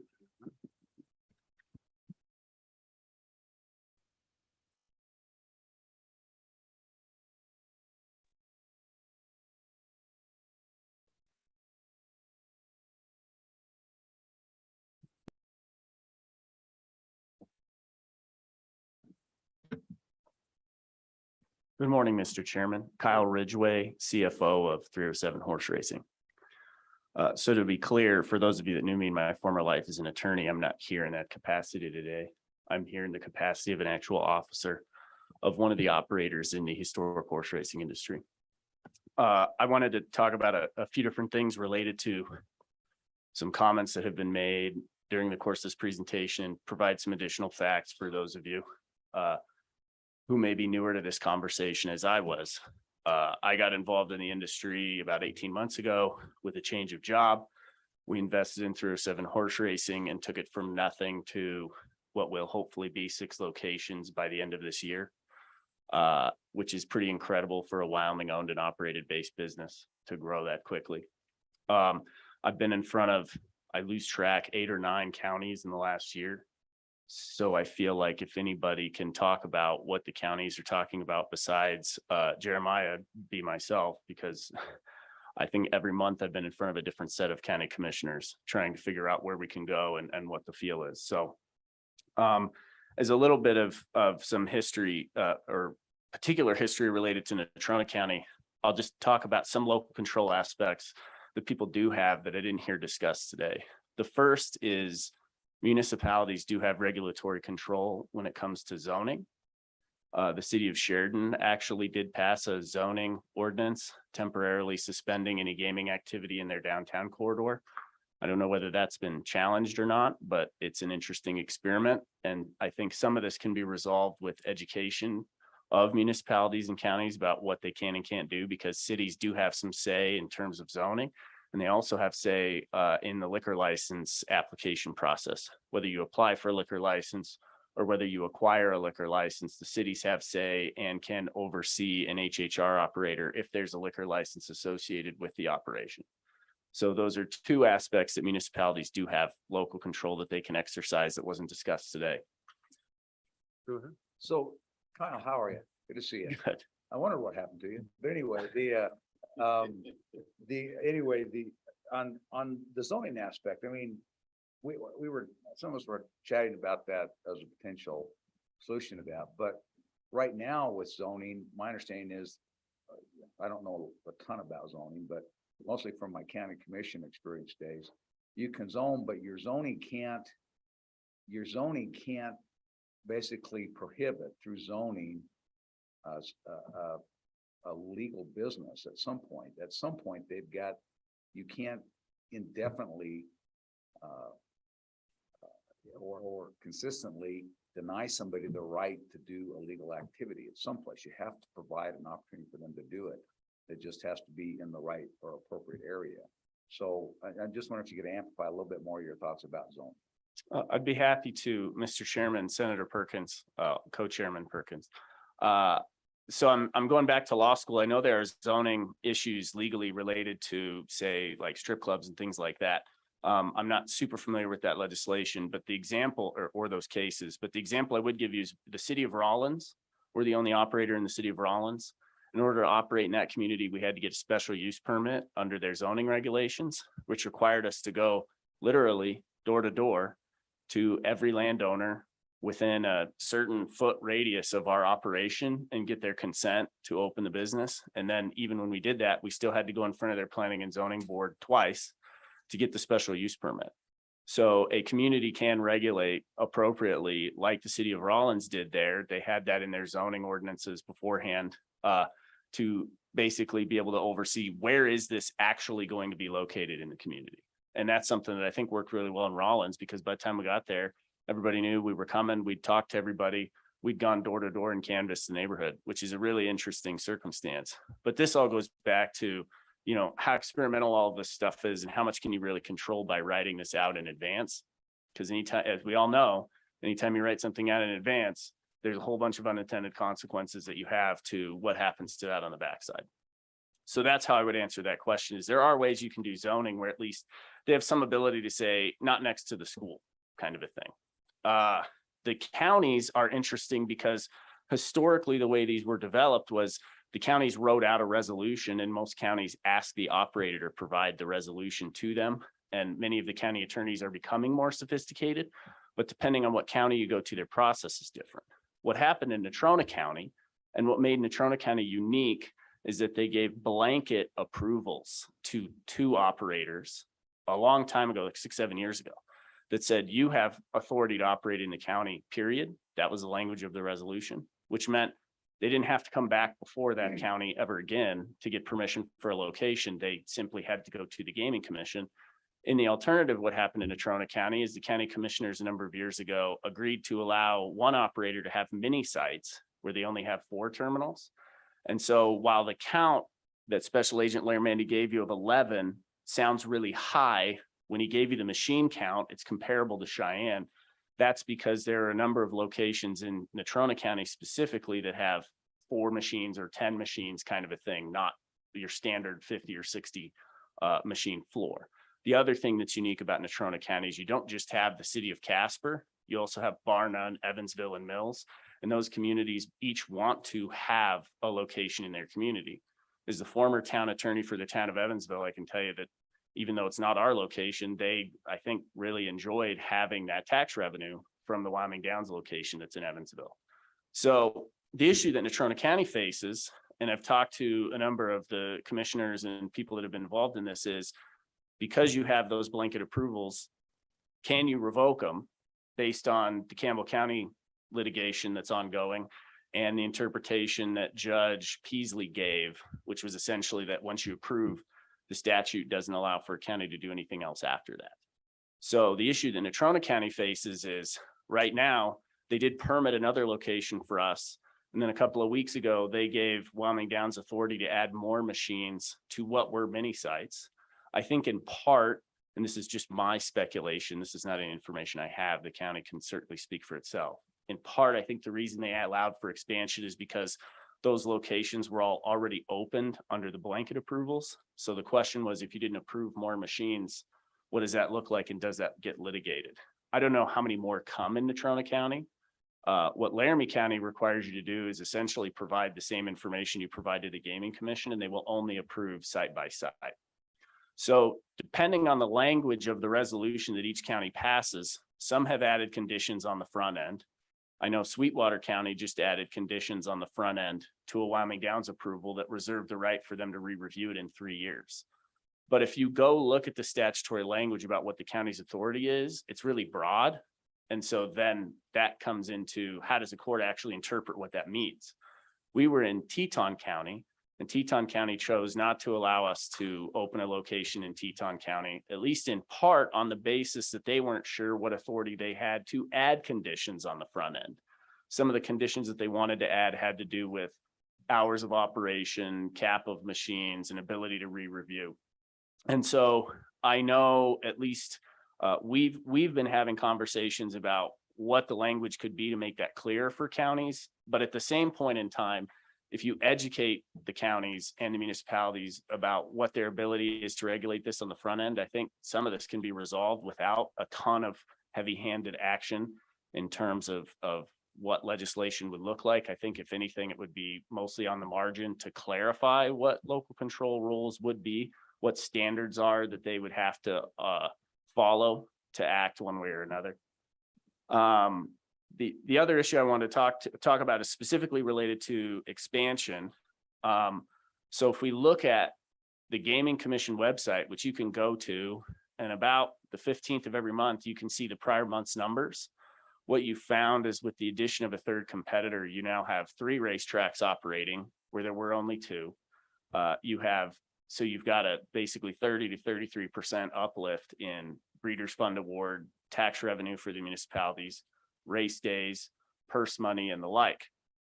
I know Representative Walters asked Chairman Moore a question about adding race days on a per machine count. And I did want to provide some color and some facts related to that particular thought process. The issue with race days is that you only have so much of a racing season in Wyoming. And the way to do racing right is to create a circuit where you have the same horses going around to tracks. And there's a way that the operators work together, not just in Wyoming, but in other states. And you're starting to hit the point where when you're running 52 days, there aren't a lot of days left that are good days to have crowds.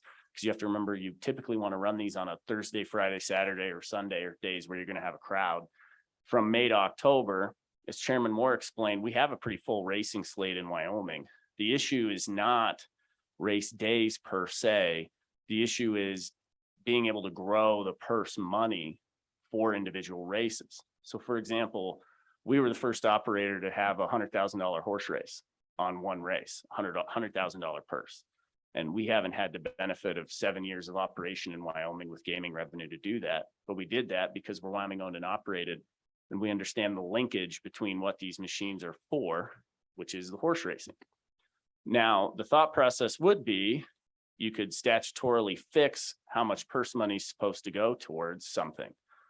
But the unintended consequence of that is if you fix the purse money to a certain percentage of handle or takeout or whatever it is, that's all you're ever going to get because everybody's going to pay the statutory amount and that's it.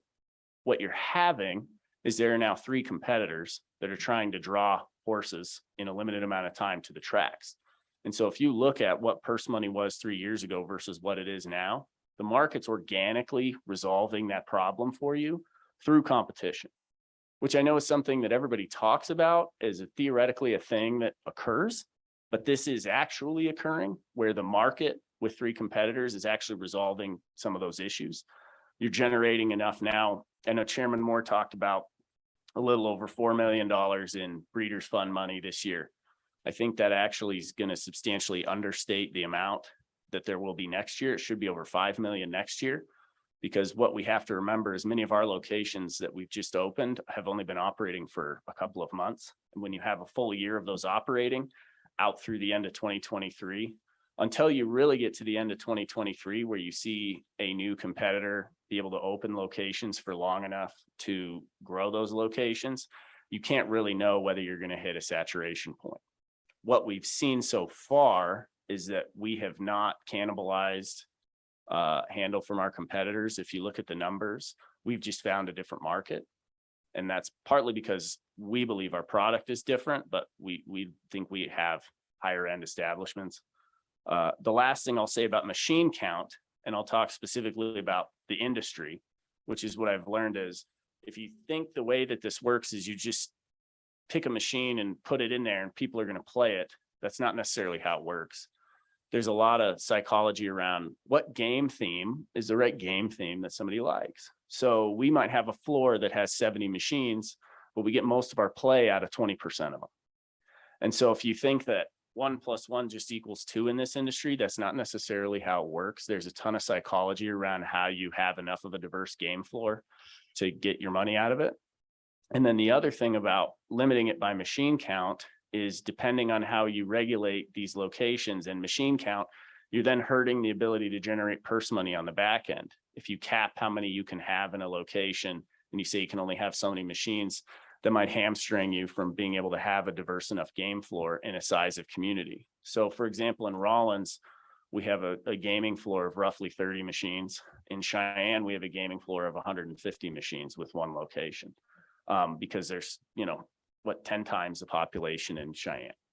So you have to be careful with how you pick these arbitrary numbers. If you ever went down that road, in my opinion, it's a dangerous road to go down of saying how many locations are enough or how many machines are enough. If you want to watch saturation, you need to let this free market situation play out on, are the handle numbers growing? Is the breeder's money growing? Is the tax revenue growing? And when you start to see that level off, that's where I think the Gaming Commission can step in and say, you know, all we're doing is cannibalizing each other's. And now we have 20 of these in Natrona County for some reason, but they're not generating any increase. That's where the regulation comes in. But we haven't seen that yet with the new operator coming in. So that's some of the public comment that I have, and I'll stand for any questions. Please go ahead. So thank you. Your testimony, I think, has been helpful. Most testimony has been, because most of us don't know very much about this, so that's a low bar. That's it. Anyway, but just following up on your last comment, and so as the, you know, you let the market play out, and that was, I was trying to kind of figure that out when we were talking about bar grass before. Are we anywhere near where that appears it's happening? Doesn't appear that it's happening yet. But is there any authority? Is there if that starts to occur, if it appears that saturation starts to occur under the circumstance you provide, the market is telling us this. Do you find anything in statute that gives the Gaming Commission authority then to start to restrict or limit those numbers? So that is one of the factors that the Gaming Commission has to analyze when they analyze an application for a new location. And as operators, we actually have to provide information that shows that we believe we're going to have uplift in the market in order for the Gaming Commission to analyze, is there saturation? So for example, we have a third-party consultant that works with us who provides information in support of our applications to show that based on, you know, his expertise nationally, that there's going to be market uplift because of factors X, Y, and Z. But that is a factor that the Gaming Commission is supposed to consider in approving or denying an application for new location is saturation. Okay, further questions? Mr. Chairman, so what is, having been to one horse race in my entire life, what is the competitive pressure amongst the three competitors to offer higher and higher purses? It just looks like just be a straight expense to me. Why does that benefit the gaming floor to offer a higher purse at a horse race? The incentive is that you're now running out of, so for example, Wyoming Downs and our race meets overlap some. And so there's certain pool of horses you can operate out of, and you're trying to get that pool of horses to come to your meet. And the alternative is they could go to some other meet if they don't come to your meet. And so as you have overlap, that creates the incentive to increase purses in part because otherwise you're not going to be able to put a race on potentially. Further questions? All right. Yeah, that was good stuff. I appreciate it. Thank you, Mr. Chairman. All right.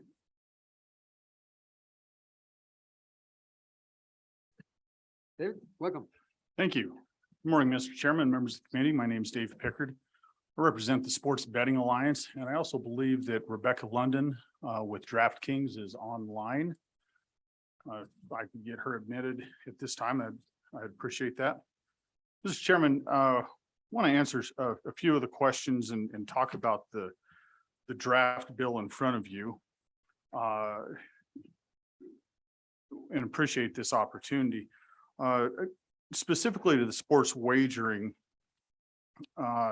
topic in the bill, you'll see on page 3 at line 22, there's the inclusion of the actual cost of providing free wagers. This goes to the promotional wagering offerings that are allowed under statute. And Mr. Chairman, we've had a few discussions with some of the members of the committee. You also have received the background information that I sent early this morning. But Mr. Chairman, at this time, we have no problem with that language. I think it goes to the intent of clarifying what exactly the calculation should be for gross revenue and the taxation purposes. So with that, kind of move along, and I'm going to. Mr. Chairman. Mr. Chairman, Mr. Pickard, thank you very much. I'm pleased to hear that the Sports Betting Alliance is in favor of the proposed draft language. So glad to hear that. I did want to ask a clarifying question, though, just about the really helpful memo that you sent to us by email this morning. And just to make sure we're clear on this, is that under current law, according to the memo, and I think the memo is accurate, that the statute allows a $50 promotional credit to be removed from the calculation of an operator's total adjusted gross revenue in the month that the promotional credits are wagered. That's the current law. If we make this statutory change, which I think is a good idea, it will be different because it won't just the entire $50 that's wagered as a promotional bet is not the same as the online sports wagering operators cost of providing that promotional bet. As long as we're clear on that, then I'm pretty happy then. Thank you. Mr. Chairman, Representative Stiff, that is correct. Thank you. And moving on, So I do have a question on that, Dave, and that is when you have actual costs providing free wager and promotional play, how do we track that? Or how is it tracked so that essentially that's a mechanism for advertising and for growing, I presume, players or participants. And so the more free wagers you give and the more promotional play, the greater the incentive to begin playing it. But it seems to me that there ought to be some type of controls on that or some type of limits so you can only do so much. So that every third game isn't free or something to that effect. Well, Mr. Chairman, members of the committee, the way the promotional deposit itself could be wagered all in one bet or multiple bets, depending on what the customer would like. It's not additional plays, et cetera. Because sports wagering is much different than what you've been talking about with these other types of gaming machines. They are set on an event itself based on the line, if you will, the odds and the betting line that the providers, the vendors offer to their customers.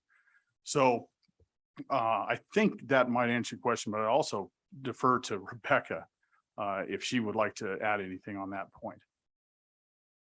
Go ahead, Rebecca. Thank you, Chairman. Could you repeat your question, please, just so I make sure that I'm answering it correctly? I'm just curious of what mechanism we have to know what the free wagers and promotional play are in terms of advertisement to gain personnel. You know, the ones I see is your first $100 are free, or your first $200 are free, and then after that it's not. But and I don't know if that makes, to me, nothing's free. But and how long, if you continue to roll over, at some point in time, it's going to be new money versus old money. And so I'm just curious how you monitor it. And if you choose to, you can say after, if you haven't played for 6 months, you can come back and say, okay, you can get another $100 for free, or every 2 months, in order to continually bring them into the game and do that basically off the top, if you will, there's no way to really monitor it. So I just have curious about that. Sure thing, Mr. Chairman. And for the purposes of the record, my name is Rebecca London. I'm a government affairs manager with DraftKings, a member of the Sports Betting Alliance, and one of the mobile operators in the state of Wyoming.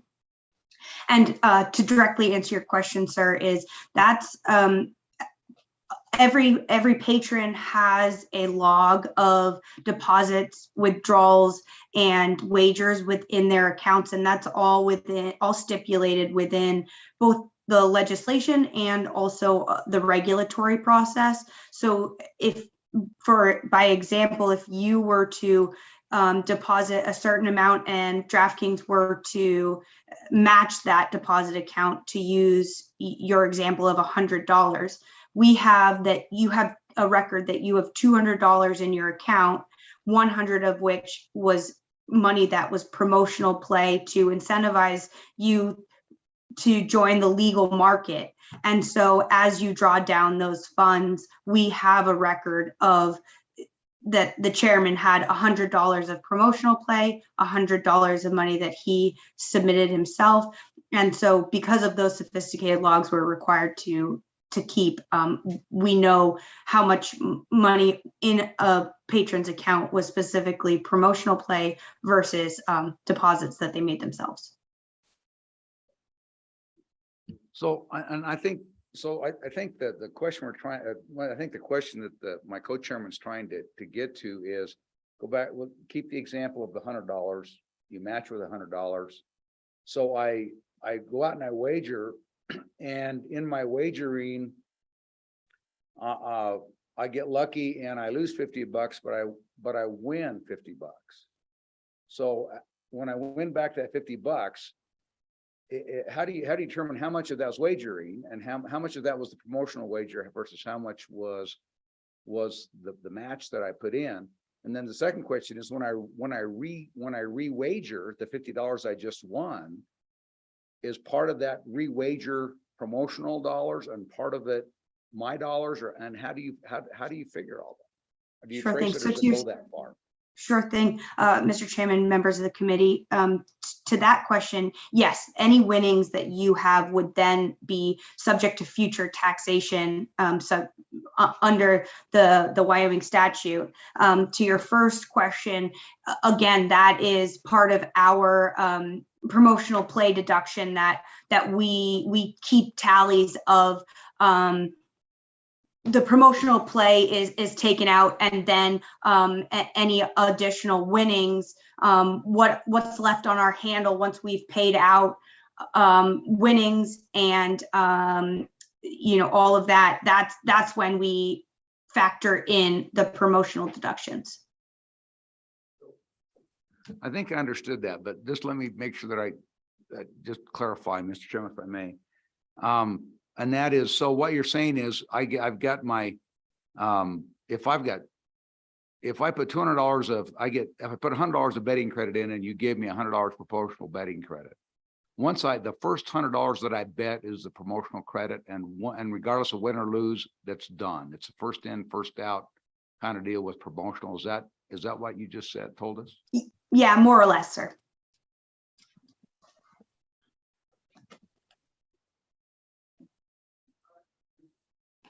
Thank you, Mr. Chairman. The two other items that came to our attention in the draft bill, first one being the key personnel. And I understand with the new memo that came out from the Gaming Commission this morning, it looks like that's going to be a work in progress. And we just like the opportunity to go ahead and work with the commission and members of the committee to align that language with what is actually purposeful and needed for the commission to do their job and to protect the betting consumers. The question came up about the data center. And since I don't represent data centers, I'm not going to speak directly to that, but I would think that at some point in the online sports wagering world, there's a lot of touch points to that device, right? So where are we going to draw the line with the licensing? So we just want to make sure that it is purposeful, it is necessary, and it has the ability to be done efficiently and not just become a license fee generator for the Gaming Commission. And I don't believe that's their intent at all. So with that, there was some discussion about the net negative carryover. And if the committee would allow me to walk back down the history of that. When we proposed the language 2 years ago, it allowed for net loss carryover moving into multiple taxing periods. And the reason that that's the best practice in the online sports wagering world is that the long-term betting public on sports events, there's some time periods within the year that are more critical than others as far as activity goes. And if you can just indulge me here, if you look at the months of January, February, and March. In January, you've got the NFL playoffs. You've also have the Super Bowl in February typically, and then you have the beginning of March Madness. And in certain circumstances, depending on the lines that are out there, and remember, we're not, this is all subjective to the outcome of these sports games themselves. And what you'd be looking at is some months you might have a significant loss, and some you might have a significant profit. And as we do in other businesses in our tax code, we allow for that to carry over. Now, if you'll go back to the original legislation, we asked for that to be 6 months. And we felt that that was reasonable and best practice when the legislation was contemplated. We do recognize the action of the committee back in that legislative session and the floor itself when it was adopted. The commission then chose to honor their authority under the legislation that provided for best practices, and that indeed is one of the best practices in the sports betting world. So that's where it has, kind of the history on that. We can have a further discussion on whether it is absolutely necessary going forward. But what I would remind the committee is the whole purpose, policy-wise, for the state of Wyoming, when you adopted this legislation, was to convert the illegal market to a legal regulated market and provide some consumer protection for those that chose to enter into this activity in the state of Wyoming. So with that, Mr. Chairman, that concludes my remarks. And if Rebecca would like to add anything else, then we'll stand for questions. Thanks, Dave. And members of the committee, I would just echo what Dave had said about the loss carryover provisions. It's a fairly standard practice in other jurisdictions, including Colorado, which I know both the legislation and the regulation leaned heavily upon as considering what makes a successful sports wagering market. So I'm happy to answer questions about the important business impact that it makes for operators, should you have any questions, and I'm happy to answer other questions the committee may have. Questions? Go ahead. Mr. Chairman, Mr. Pickard, and also for Rebecca, would you then agree that once we fix or make the change on page 3 so that the promotionals, the revenue deduction for promotions are the operator's actual costs, that then negative revenue carryover is appropriate? Because if you couldn't carry over negative revenue, then you'd have actual expenses for which you would not be getting a deduction. Is that a fair statement then? Mr. Chairman. I'm going to defer to Rebecca. Yeah, thanks, Dave. Mr. Chairman, Representative Stith, that's correct. Yes. Especially during some of the events that Dave cited as significant parts of the sports calendar, it's entirely likely both, this month with the start of NFL and for anyone who watched the games yesterday, there was certainly a lot of excitement.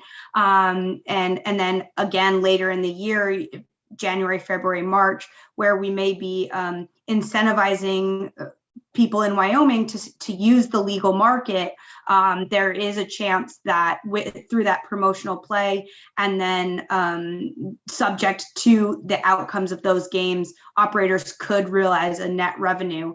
And so that's exactly correct, Representative, that these two changes kind of go hand in hand. Go ahead. And so just so I understand, so if I understood what the testimony was, that you've got a 6-month period for that you allow the operating losses to carry over. Is that what I understand?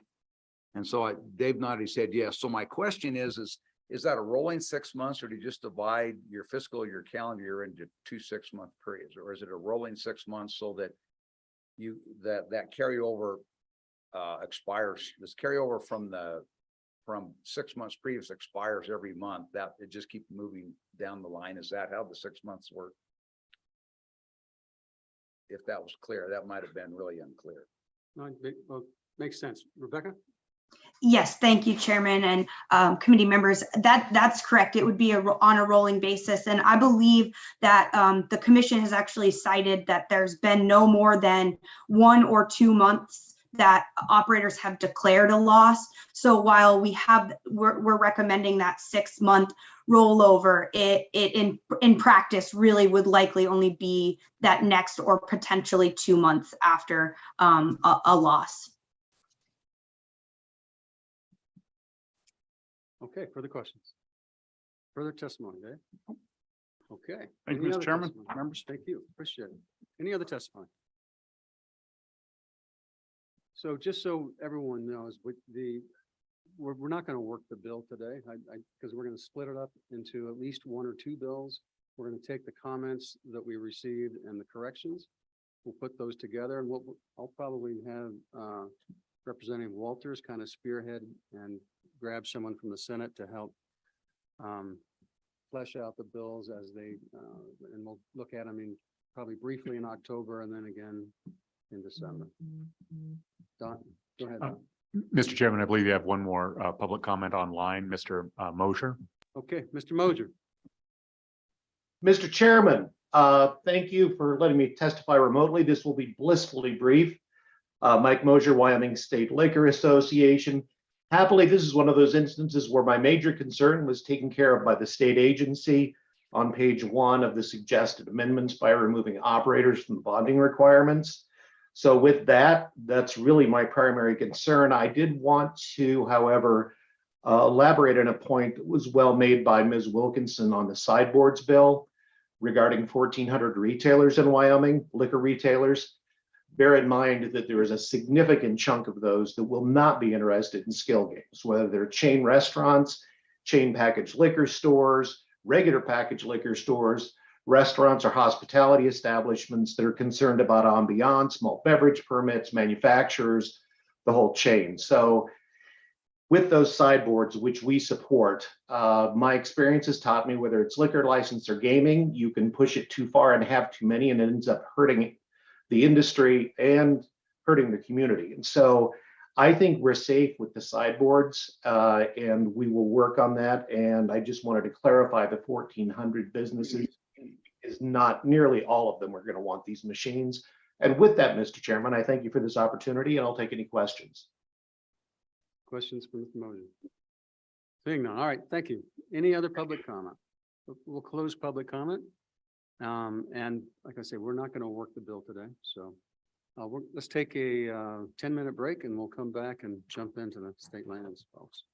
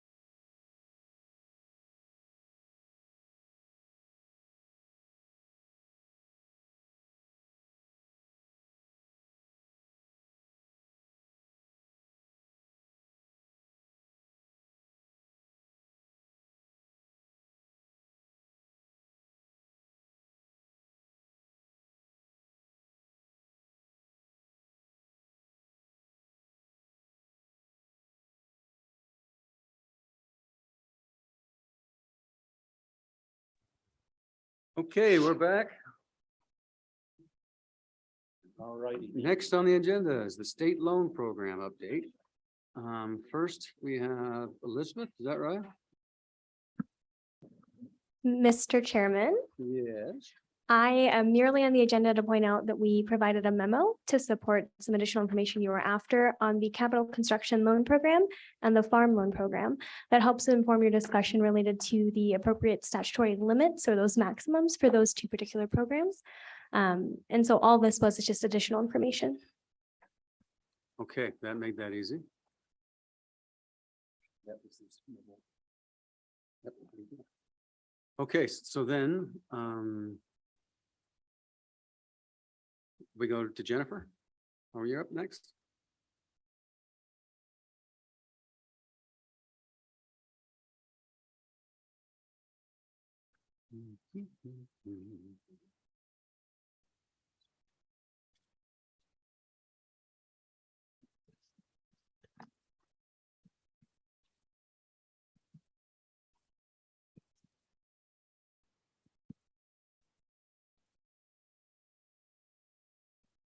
Mr. Chairman. Please. Thank you. And members of the committee. For the record, I'm Jennifer Scoggin. I'm the Director of the Office of State Lands and Investments. With me today, I have the Brain Trust, Beth Blackwell. She is our Grants and Loans Manager. And I have Amanda Sewell. She is our Assistant Director for the Administrative and Financial Services arm of the agency. First, we'd like to apologize that we were not able to attend the committee's meeting in August. That was the June, excuse me, the regularly scheduled SLIB and Land Commissioner meeting. And so we were otherwise engaged that day, but we were able to provide you a lot of information on the state loans that we administer. And so first, I guess, if anybody has any questions with respect to that, we were not planning to do a presentation today. We were mainly here to answer any questions on our existing loan programs. And also we noted that there had been some draft legislation put together related to the farm loans and the capital construction loans. And so we're happy to talk about those as well. So with that, we would stand for any questions that you all might have. And just as another note, Mr. Chairman, we do have an update on ARPA and IIJA. The governor's office had asked us to stay for their testimony later this afternoon. So we're happy to stay and give that at that point. But if anybody has any questions and wants to hear it now, we're happy to address that as well. Mr. Chairman. Please go ahead. So I just want to make sure, Beth, if I can, is on the ARPA money for sewer and water and for the infrastructure stuff, the qualifications just had to meet the state revolving fund requirements, but the matching grant, the matching component of it was not the same as what we have here. It can be a grant through SLIB, is that right? Yes, sir. Matching funds for the ARPA pools of money, the water and sewer. The match funding can come from any source.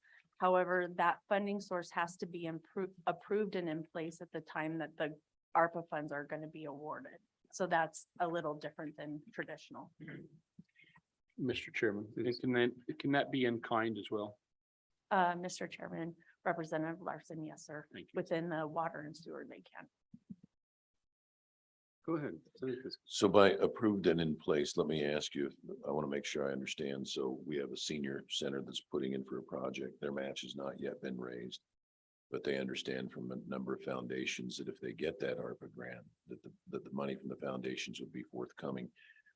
So does your program allow for approval contingent upon obtaining the match? Or do you have to have the match at the time that we go in front of SLIB for approval or in front of you for approval? Mr. Chairman, Senator Kinsky, there's a difference between the Health and Human Services program, the HHS program, and the Water and Sewer program. The Water and Sewer program required that the match funding be approved and in place at the time of grant award. However, the HHS program allows for entities to fundraise. One of the comments we heard during the comment period of the emergency rules was that it's difficult to fundraise if people don't know the state's money is in it. And we kind of threw it back as, well, it's hard for us to put our money in it if we don't have proof that you have support in the matching funds. So within the rules, chapter 40 rules, it requires that within 3 months, I believe, from the time that the grant is awarded, they have to have at least 33% of their grant available or approved and in place, and they have to provide us documentation of such. Within 6 months, they have to have 66% approved. They must provide documentation that they're in place. And at any time, if they don't meet these thresholds, they will be determined ineligible. Their grant funding will be taken back. So, and then they'll have another 3 months to get to court, 3/4. And then finally, by the end of 2023, they have to have all of their match funding in place. So that's the little difference between the water and sewer program and the health and human services program. Thank you, Mr. Chairman. Follow on. Please. So what at the quote, at the time of grant award, unquote, is that when final approval by SLIB or is that approval by the department? Mr. Chairman, Senator Kensky, it would be approval by SLIB. Okay. Thank you, Mr. Chairman. Thank you. Go ahead. So following up on that, if an entity did have money already raised when they put in their application, does that give them preference points in terms of recommendation? Not necessarily preference points. However, if they have the amount of their match gives them preference points. So like in water and sewer, it requires that 15% match. If they put in 50%, that's going to bode well for them. However, in the health and human services pot of money, it requires a 1-to-1 match. And a lot of times entities are trying to shoot for the threshold of decreasing that match because there's certain criteria if they meet. Their match requirement is cut down from 50% down to 15% at the max. Go ahead. Mr. Chairman. Beth, would you tell us for each of those two programs, how many applications you received totaling how much money? Mr. Chairman, Representative Simpson, we received within the water and sewer program, 124 applications totaling $250 million and some change, but we'll round. Within the HHS program, we received 81 applications totaling $202 million approximately. Is that typical?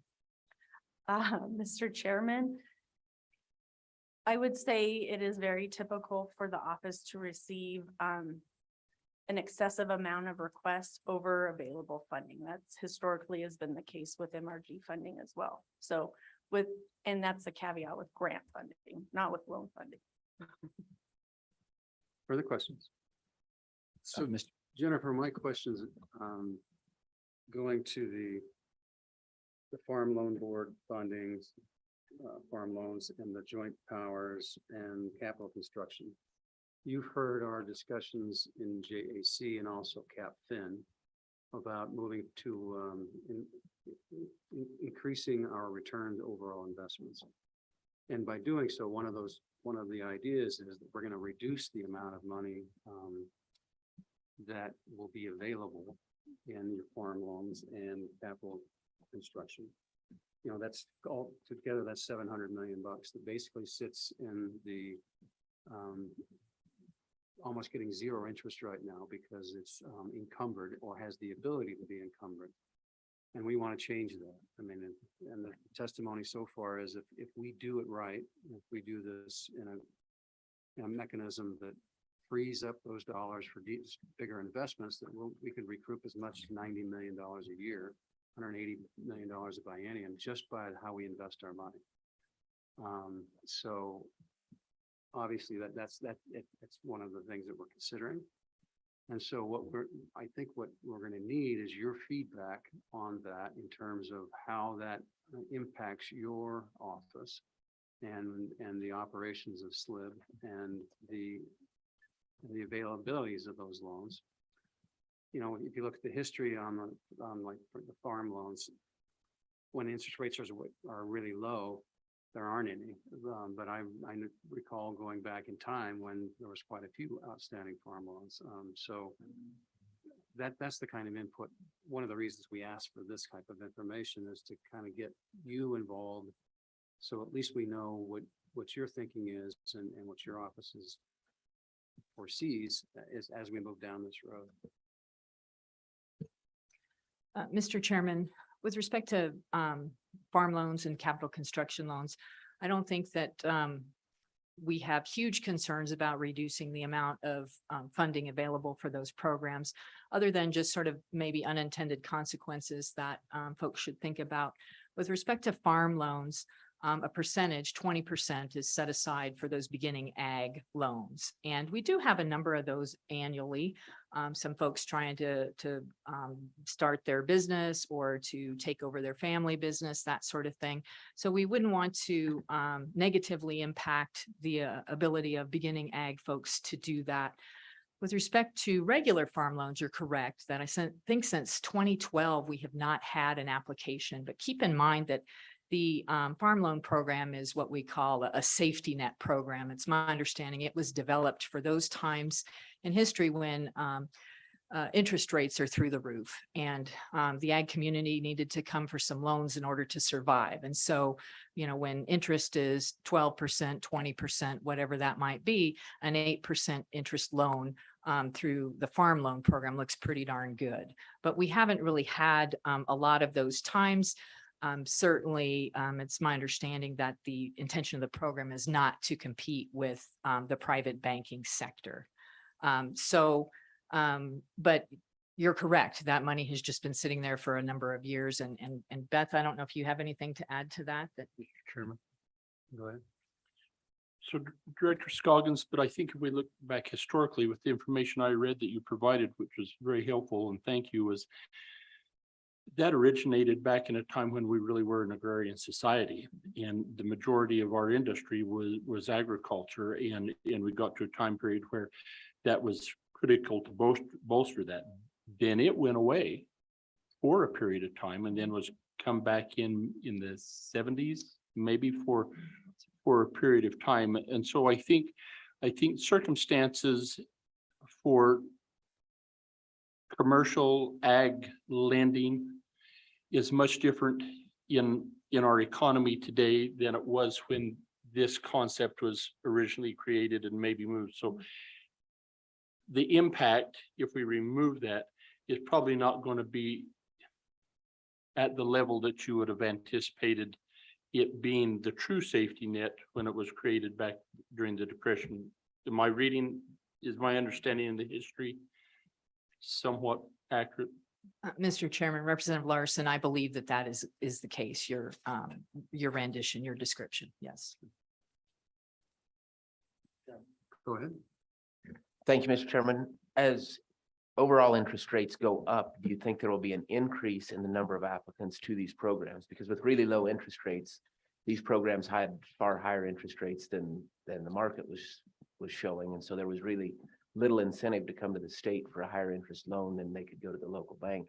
But as we see that start to change, in your opinion, do you think we'll see an increase in the number of these applicants and a greater need for these programs? Mr. Chairman, I would defer to Ms. Blackwell on that one. Mr. Chairman, Representative Walters, I would say there's a good potential that the demand on these programs could increase. I think the farm loan program you have to look at separately than say the capital construction or the JPA programs, because farm loan is driven by consumers. So we're everyday people is who we're loaning to, whereas in those other two programs, we're dealing with communities and districts and things. So I would say, depending on people's appetite for going into the farming or ranching world, it'll just depend, and whether the opportunities present themselves for those people to acquire the properties that they want.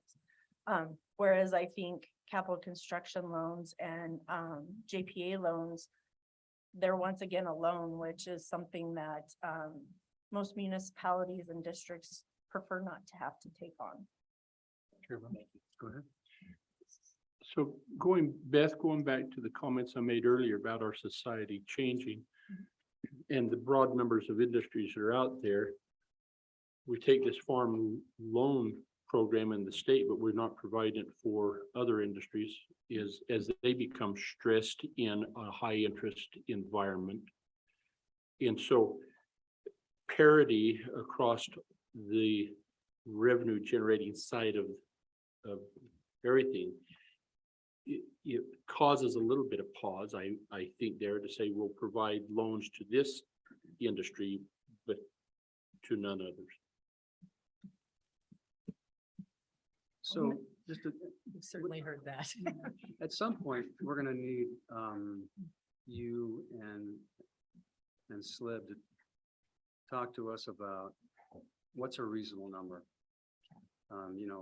400 million versus 50 million versus 35 million, or some, that's on the capital construction accounts. And then an explanation of is that the best use of our money versus, what we will capitalize on by increasing our reserve account and then also then turning our reserve account into a more aggressive vehicle, in addition to the permanent metal trust fund that we've basically tied up over close to almost $1 billion in that fund with, public benefit criteria items that are basically making us lose that 90 million. And frankly, if we can garner 90 million or 100 million a year by our investment procedures, that's, at some point, we're going to be in a deficit position again, just because of the nature of our financing mechanisms and oil and gas revenues.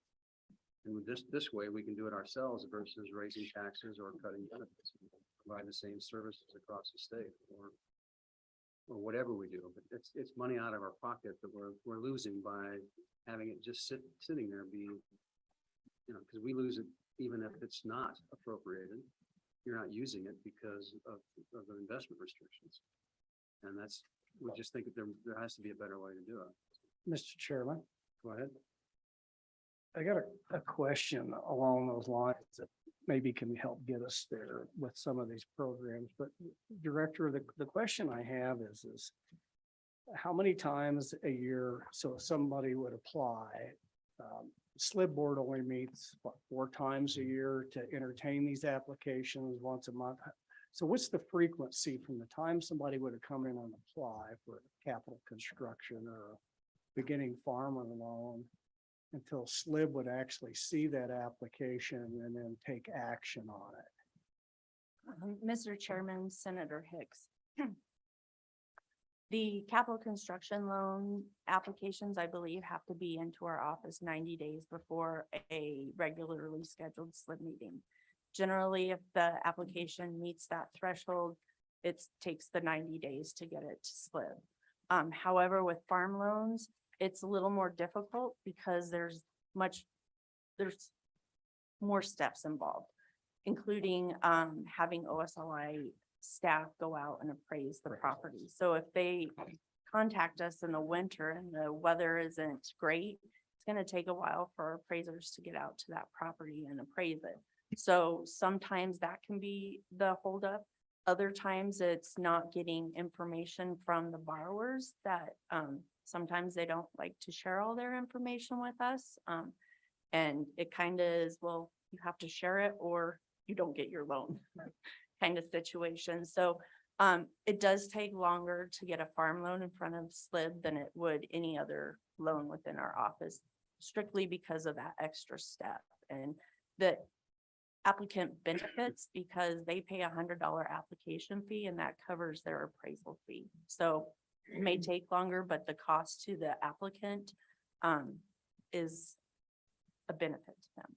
So, Mr. Chairman, the reason I asked this question, because it seems to me that anything that we allocate that's not utilized is a drag on our investments returns.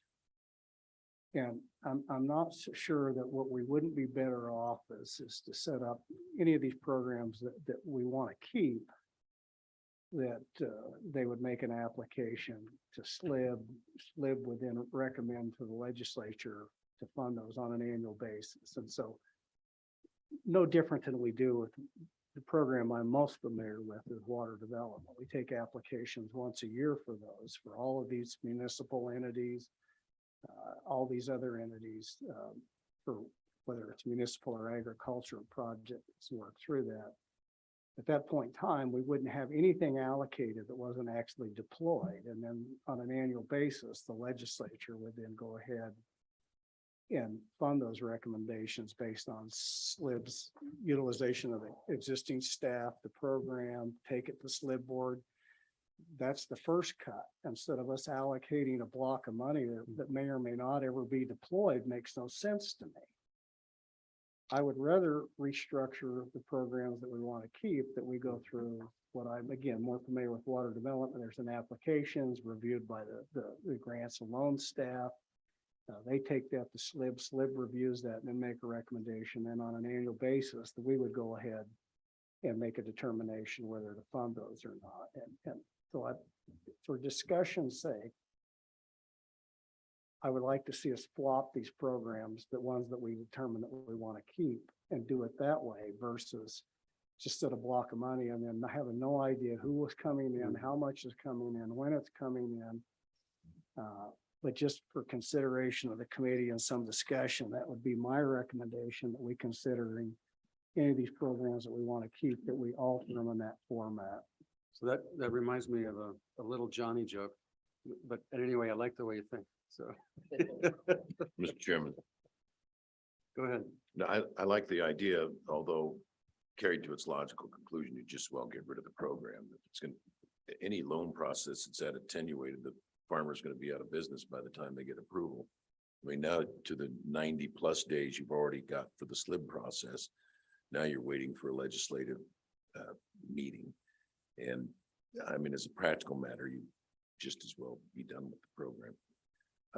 Mr. Chairman, if I can, I'm trying to make sure I'm following where you're going. So our options are get rid of the program or take it to the legislature for approval of the amounts. And I think what you were asking, Ms. Scoggins, was rather than $700 million of the programs we keep, assuming we keep status quo on the programs, how much lower a ceiling could you go to and still have a viable program? Is that where you were heading on that? Well, something to that effect. I mean, if you look at the charts, the information that was provided to us and look at their annual number of loans for each particular program that you give out, I think you use like a 5% or a 10% capital kind of a mark. And, you know, if we do that, then, and we make that much money available, say, whatever that 5 or 10% is, similar to what, in that sense that Larry's talking about, then we don't have to tie up $900 million of capital that's just sitting there, that then the state treasurer, it by rule and by, you know, they can't invest it in medium-term or long-term returns. So. Mr. Chairman, one idea that has been discussed by me with multiple directors is my prior life, I was a bank examiner. Ag lending is a specialty lending. It's not just figuring out, can someone afford to pay this back? It's understanding that a cow is not just a cow, and understanding the operations of ag businesses. Each different one is different. And so it really takes a specialized skill to underwrite ag loans. And I've always thought that, why doesn't the state partner with community banks, specifically state chartered banks, to offer guarantees related to these loans? Have the bank do the underwriting. The bank would be in the location that the borrower is in. So most bankers within a location have a better understanding of their borrowers than we ever would, because they're going to know the borrower's dad and probably his grandfather, and how the if it's a family operation, how it's worked. And I don't know if it lessens the burden on the permanent mineral trust fund if we offer guarantees similar to what the Farm Credit Service does, but maybe that's an option where we work with these banks and make sure that we're getting the best underwriting. We truly understand the operations that we're funding, especially now that we're going into a period where interest rates are increasing and a lot of these farmers and ranchers are kind of slowing down or getting out of the business. That's one thought I've thought about that could be beneficial to this program. You know, just taking that as an example, right now, you've got $16.7 million outstanding in loans with 700 approved. But what we have tied up is 257 million. And that's what doesn't make sense. So how we do it, my guess is there will be a propensity not to eliminate the program, but to make something work. And if that's, and I would suggest that you're probably in a better position to come up with ideas on how to make it work than we are, for multiple reasons. And so I guess that's part of the point of why we are here today, is to help us come up with options, 1, 2, 3 on how to continue the program, and what that cost would be, and partnering, or however we move forward with it. We just need to know what those options are. Mr. Chairman. Go ahead. Along those lines, and so probably prior to the next meeting, it would be beneficial. I like the idea of the loan guarantee program, but first I'd like to hear from a lot of the ag lenders, the smaller local banks in the state of Wyoming, whether it's something they're even interested in getting into a loan guarantee program. If so, if you could, and what does that actually benefit to the bank and to the borrower? Is it an interest rate reduction under the loan guarantee program? So I like the idea, but I'd like to hear from those ag lenders, in some of our areas around the state, if you could follow up with them and get some more information as to what they perceive that program, whether it's beneficial, and what it would look like if we did something. And we'll go over to Representative Larson here in a second, but it's one of the concepts is we ought to be the lender of last resort. Just because people are hurting doesn't mean that we need that it's our job to pick them up by their bootstraps. And it's similar to as we've done with our, the health services we provide around the state. If there are less dollars available, then those dollars typically need to go to the folks who need it the most. And so it may not be the same program that it's been in the past, but it's something that's out there as a lifeline. But what we don't want to do is create additional liabilities by forming out a new program that's greater than what we've had before. And it looks like you keep this float right around 10 to 15 million. And so I think those would be targets at best, on how whatever we put together. Representative Larson. Thank you, Mr. Chairman, and you really hit on it, and I like the working with our ag lenders, but that's still going to take a commitment of state resources, and what is that amount, and tying that in. I think that's what Chairman Nicholas is saying. So I like the direction we're moving, but just kind of need to know what that number is. And then the same process for the capital construction loans. Go ahead. Wondering whether we should include this, because it seems to me when we look at, I remember some of the debates on the student dormitory capital construction loan program, and then what we ended up doing with the University of Wyoming. Rather than lending, we guaranteed bonds, and again, it's all about trying to maximize the returns on our investments instead of competing with the private sector, becoming bankers for the state of Wyoming. And so I think we take a look at a broader of all of these programs. Obviously, the farm loan program is something I think I mean, other than the young producer, I think you could actually repeal the program. I think it's antiquated. So my understanding is on the student dormitory capital loans, other than, I think that's already been used up as a practical matter. Shows 20-some million. Yeah. Mr. Chairman, I believe that program is funded with $60 million. We made a loan to LCCC for 30 million and two other small ones, so not the full amount has been utilized, and now loans are being paid back, so funds are going back into that pot. So the way that pot is set up is that 60 million will turn into a revolving fund.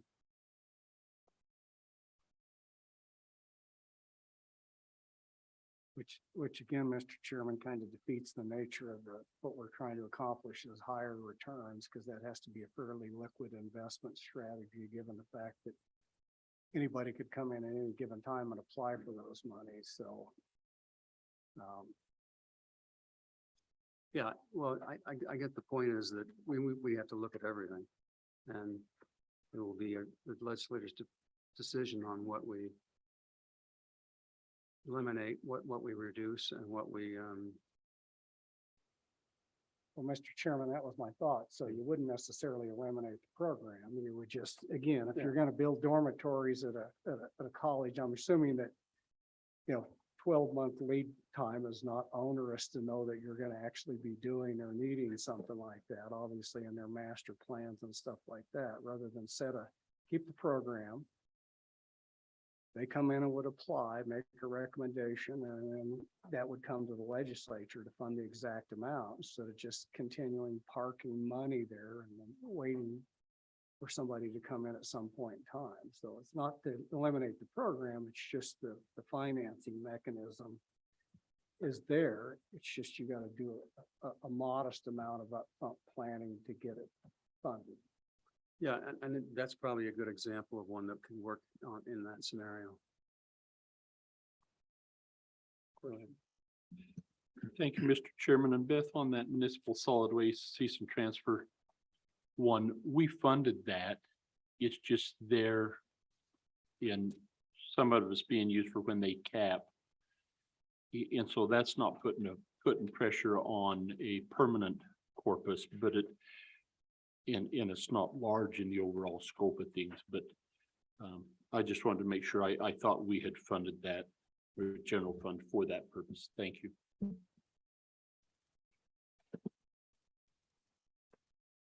So on the Joint Powers Act loans,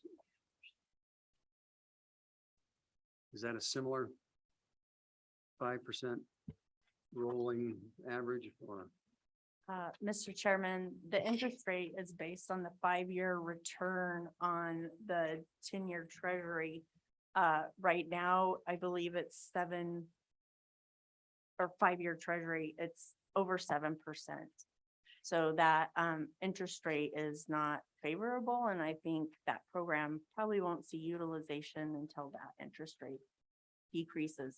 The main thing with the Joint Powers Act loans is they must be loaned on a revenue generating facility, and the revenue generated by that facility has to be sufficient to service the debt that they took out. How often do you review those applications? When they are submitted, the last application we received was honestly from University of Wyoming for the $3 million appropriated for their airplane. So that then would also probably fit within that category, Larry, is something that. Yep. Okay. What's next? Any further questions on that particular issue? What's next, Jennifer? Sorry, Mr. Chairman. I think that's all we have. Unless the committee has other questions. Like I said, we can talk ARPA this afternoon with the governor's office, or if there are questions that folks want answered now, we can do that as well. Well, let's see. It's 11:40. Yeah, so I think, yeah, that's fine. We'll do ARPA this afternoon and we'll go with we'll jump over to our bills. Then we'll catch up with our schedule. Thank you. Thank you, Mr. Chairman. Okay, Tamara, fire away. Go ahead. I've got a question. I don't know if this is unique to my electronic copy of this, but the bill is in a very hard to read font. It's not the typical font that you see in these bills. Did anybody else have a problem with that? Okay, Senator Steinmetz did and Senator Hicks did not, so probably some. I'm actually online looking at the stuff that was submitted on the legislative website. Well, it's something I can show it to staff later and we can try and figure out what went wrong there. Thank you, Mr. Chairman. All right, go ahead, Tamara. Yes, Mr. Chairman, members of the committee, this is 23 LSO 0100. It's working draft 0.6. And I am aware that the version online on the internet is posted in Courier New font that's readable. We'll have to look at what happened to the packets. This bill draft was requested by the JAC at the last meeting. And of course, this is priority number 3 of the JACs to look at the existing loan programs and consider revisions.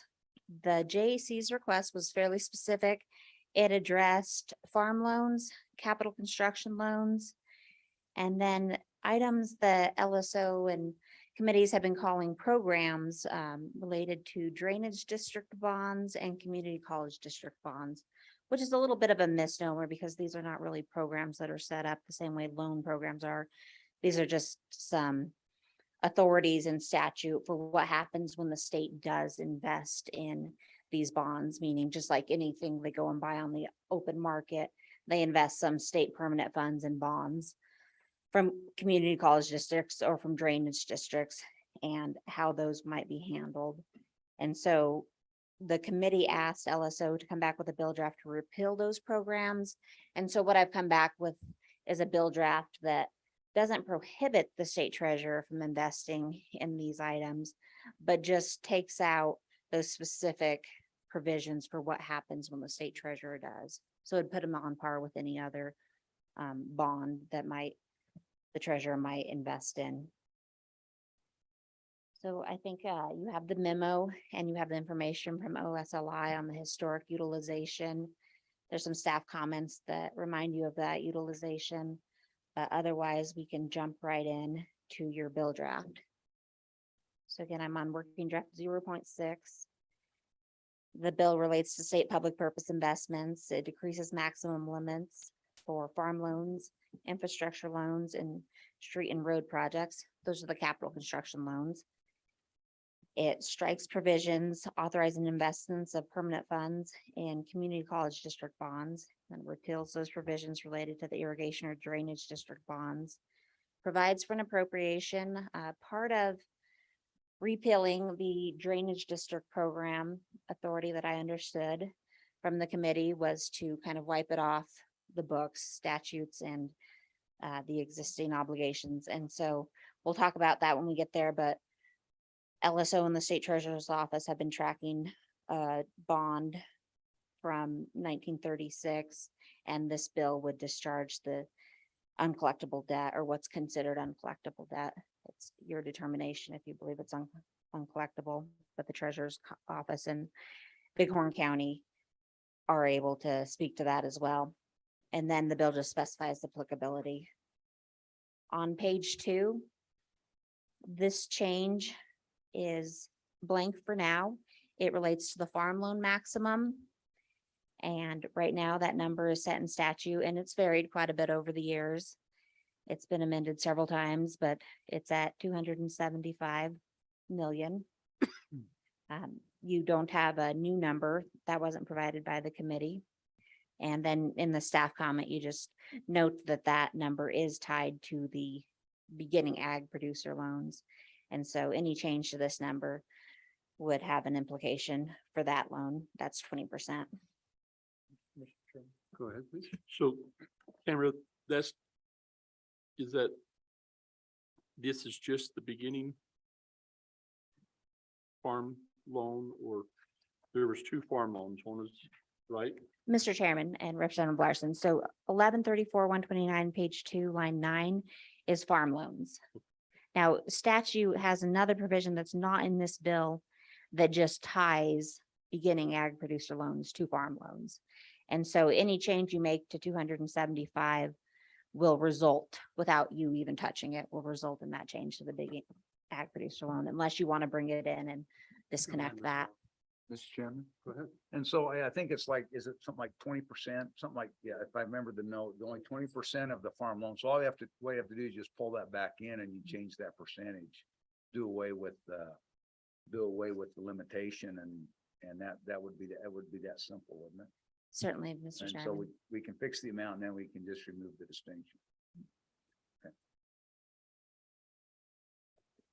On the bottom of page 2, we move over to the CapCon loans. These are fairly recent. I think it was 2019 that this provision and program was adopted. These are for infrastructure projects and road or street projects. On page 3, line 7 and 10 and 11, you see those maximum amounts in statute that were set in the original bill was 400 million. And then 200 million and 200 million respectively for infrastructure versus road and streets. Subsection C has some specific maximums for how much per year can go to road and street projects and how much per recipient. So on page 4, you see those limits and they're just being amended with a placeholder with no new value amount. You also see the staff comment reminding you of the utilization, which I think OSLI and LSO's memorandum from Ms. Martineau has addressed. Then on page 5, these provisions relate to what LSO is called the Community College District Bond Program. And what they really are is just references to if the treasurer invests in community college district bonds, which I think our records show the last time they did this was in the 1970s. If they invest, here's some specific provisions related to how the state may be able to recoup, and that's through the appropriations to community college districts. The next change on the bottom of page 5 similarly just relates to if the state is invested in community college district bonds, then this is specific authority there for the state treasurer to do that. Go ahead. And so it's kind of bifurcated. The state treasurer has to, but so is the governor. And is that right? That's not. And so just out of curiosity, is the concept there that then it comes back and those will end up being legislatively directed investments instead of having the approval in the executive branch or what? I'm just trying to understand what we're doing there. Sure, Mr. Chairman. If the committee were to adopt these statutes would be silent on whether or not the state can invest in community college district bonds. And so it doesn't change the authority of community college districts to continue their bonding. It just takes out provisions for what happens. And in this case, the governor's approval has been required for the investment of those bonds. And so statute would not prohibit the state treasurer from investing in those. It would just strike all references to what happens if the state does, simply because I assume from the committee, they haven't been used in so much time that the committee said, just go ahead and repeal these from our books. So Mr. Chairman, so ultimately it would just be the treasurer's office, if those investments fit into the SLIB's investment policy and there's room and they decide they want to do that, then the treasurer would simply do that if he or she wanted to or not if they didn't. That's correct. Senator Perkins, it would simply be no specific statutes on how those are be handled under the regular investment policies and any other considerations that go into investing. Well, but the only difference is this specifies out saying the treasurer may do it. I mean, right now, he could do it anyway, right? So, I mean, do we defer the purpose of all of the language by? I mean, if it comes within his portfolio, then he can do it. So, yes, Mr. Chairman, this statute originated, I think, probably before changes to the state treasurer's investments office's authority, when there was more of a laundry list approach to investing. And so the committee may want to consider, if you want to prohibit investment of state funds in these kinds of investment vehicle, then this bill does not do that. You would want to do that specifically, may not invest. This just gets rid of the permissive authority and the specific provision for withholding appropriations if the state needs to do so. So it just puts it on par with any other district, any other investment the state may make.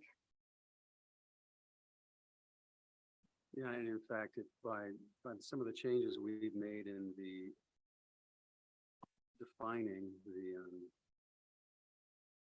how the funds are to be invested, this really is archaic, because we're setting parameters in terms of bonds, equities, and other risk allocations. And this really doesn't have anything to do with that anymore, so. Would you agree? Mr. Chairman, I think that's accurate. I mean, so the purpose of the statute initially was to simply authorize community college districts to issue bonds. Then the second part of it, and the part we're talking about, is, all right, they're going to issue the bonds. When and under what conditions can the state purchase those bonds? If they go out to the bond market, anybody can purchase it. And so this is, so what these we're talking about is if the state's going to buy these bonds, this is the process.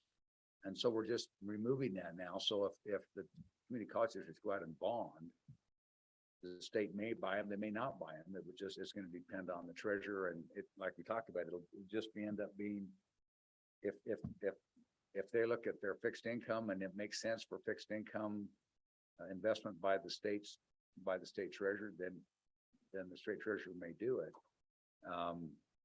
You know, the question would be is, you know, if nobody else will buy the bond from the community college, you know, can the state come into the rescue and go ahead and buy the whole bond? And there wouldn't be anything to prohibit that, with or without the language we have.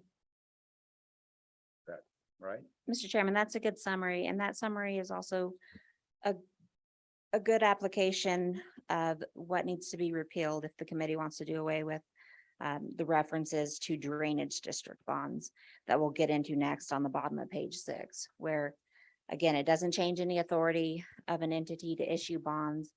We simply had in statute quite a bit of language that could be considered archaic now about what happens when the state does buy those bonds. And so with that, if we're ready, I can jump into the repealed language and just provide an overview of that on section 2. Okay, why don't you? I think we're ready. Right. So section 2 is the repealer. It's 41.6201 through 41.6209. And all of the bolded text on the next couple of pages just replicates that for you.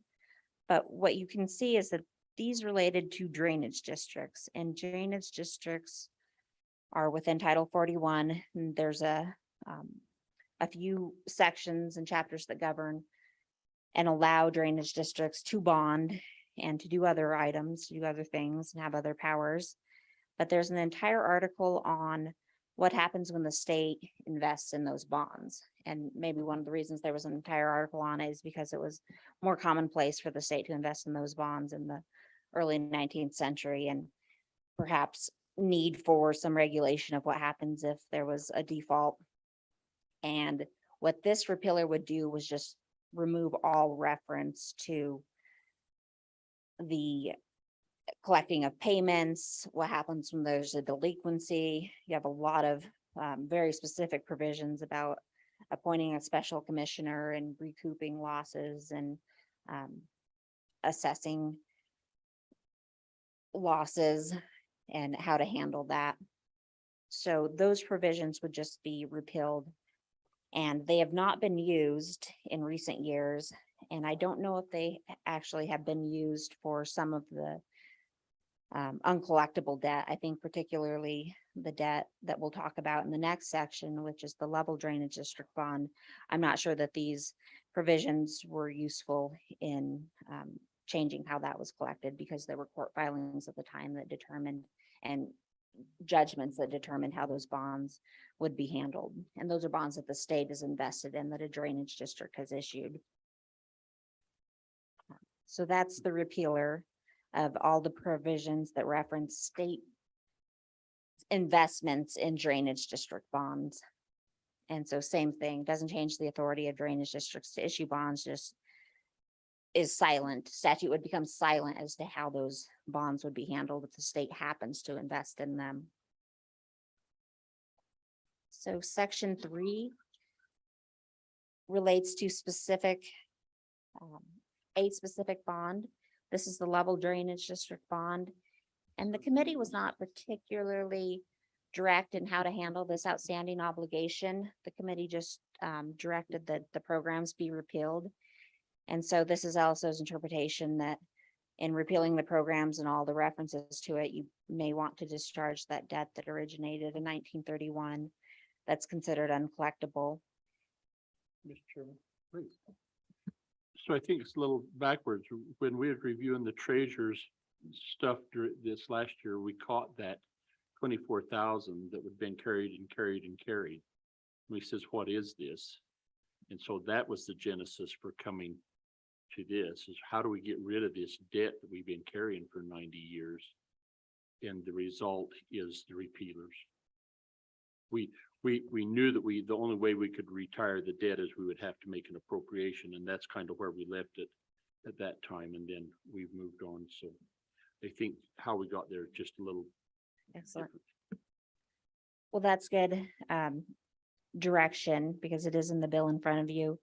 And what it would do is just clarify that pursuant to the Wyoming Constitution, that specific obligation is distinguished. The SLIB is authorized to take necessary action to discharge and extinguish the debt as an asset or account receivable of the state. And then subsection B restores that loss to the corpus. And this investment was made from the permanent land fund within the common school account.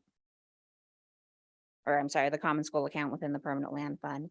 And that $24,000 is what we at LSO have had in our information and our records and tracking this for legislator requests. I have confirmed with the state treasurer's office that that is how they have the obligation. You have a letter from Treasurer, Bighorn County Treasurer Becky Lindsay that indicates they have a little bit of a different figure, some change on that principal amount, and then some interest due. I think the state treasurer or deputy treasurer may be able to talk about what their books show via Zoom. The Bighorn County treasurer has also been tracking the North Bench Drainage District bond, and that's referenced in your letter that's included in your handout. And again, they show some interest being due that the state treasurer's office does not have on their accounts receivable. And so that's not included in the bill draft for now, simply because as the custodian of our state assets, the treasurer's office has the official accounting of obligations and amounts. Please.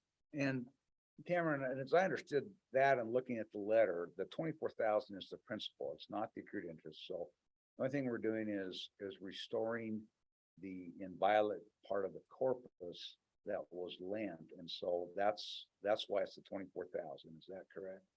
That's correct, Senator Perkins. You're making the account as of 1932 whole, but not accounting for any interest. Right. Which they have repaid interest over the years. It's just not paid in full. Your staff comment there just addresses the constitutionality of discharging debts. And this is just for your knowledge of why this is written as it is and why the corpus is restored here. Section 4 is just to clarify applicability in that only this debt, this level drainage district debt, is intended to be extinguished by this bill draft. This is not intending to impair or discharge any other debt, because we are not tracking any other debts that this bill would impact. But if there were something out there, it is not intended to be addressed by this bill draft. So with that explanation, I can stand for questions. Mr. Chairman, so I guess the question is the North Bench Drainage District thing that Mrs. Lindsay brought to our attention. It's something that they're showing in the county, but we're not showing it. But the origin of that 50,000 was the same as the 24,000. Was it a loan from the state? It was a bond that the state had invested in and hadn't been, but yet we're not showing it on the state side. Right. What my records do show that we've received from various agencies in the past is that was a bond of this drainage district that was invested in the state around the same time as the level drainage district bond, and that the principal was repaid in full, but that the interest was had some outstanding amount. Now, the state treasurer's office can comment, but they're not showing any amount due at this time. Mr. Chairman? So so in the Bighorn County Treasurer's letter because we're now talking about bond 2, correct? When they say that the amount due on bond 2 is 50,490, it's from your records or your belief is that's interest and not principal? Mr. Chairman, Senator Perkins, that's correct. That's what LSO's records have shown when we've researched this in the past. And so in looking at that, if what would have to happen in the bill if we wanted to discharge this? We wouldn't require an appropriation because it's not principal, but it would require a specific language to discharge this as well if we were inclined to do so. Is that my understanding? That's right. You would want to go into that subsection A or create a new subsection B within section 3 and just reference it by name to be specific in your intent. Mr. Chairman. And likewise for the interest that they're showing on the 24,000 or the 27.7 for interest on the level drainage district. Because we're just showing the principal of 24. If we want to discharge 27, we'd have to do similar for that as well. Mr. Chairman and Representative Larson, with the language in the bill, you're just generally releasing the obligation without any distinction to cover the entirety of it. You could be more specific, but it's not a specific release of interest in principle. It's the entire thing. Thank you. Okay, any further questions on the draft bill? Any public comment on the draft bill? Seeing none, we'll close public comments. Do we have Treasurer's Office online? Mr. Chairman, yes, Deputy Treasurer Don Williams is participating in the meeting. Don, do you have any comments or? Good afternoon, Mr. Chairman. For Kevin? Good afternoon, Mr. Chairman. Don Williams, Deputy State Treasurer. We do not have any comments. Tamara summarized our position perfectly. Okay. So you're good to go. We are, Mr. Chairman, with the language of the bill as it stands. Yeah, you think it's nice that we're cleaning this mess up. Mr. Chairman, we're most appreciative. All right.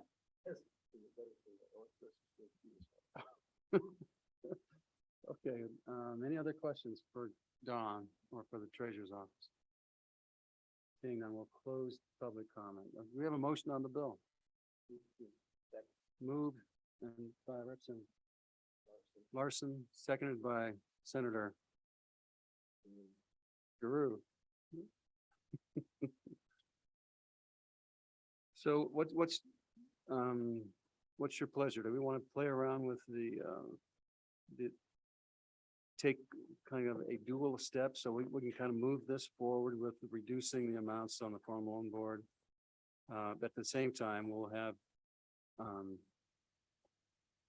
state lands come back to us on alternatives on how we can restructure these programs in a fashion similar to what Senator Hicks was talking about, so that it's you come to us for funding for particular projects, and which ones you think fit or don't fit in that type of an analysis. Go ahead. Thank you, Mr. Chairman.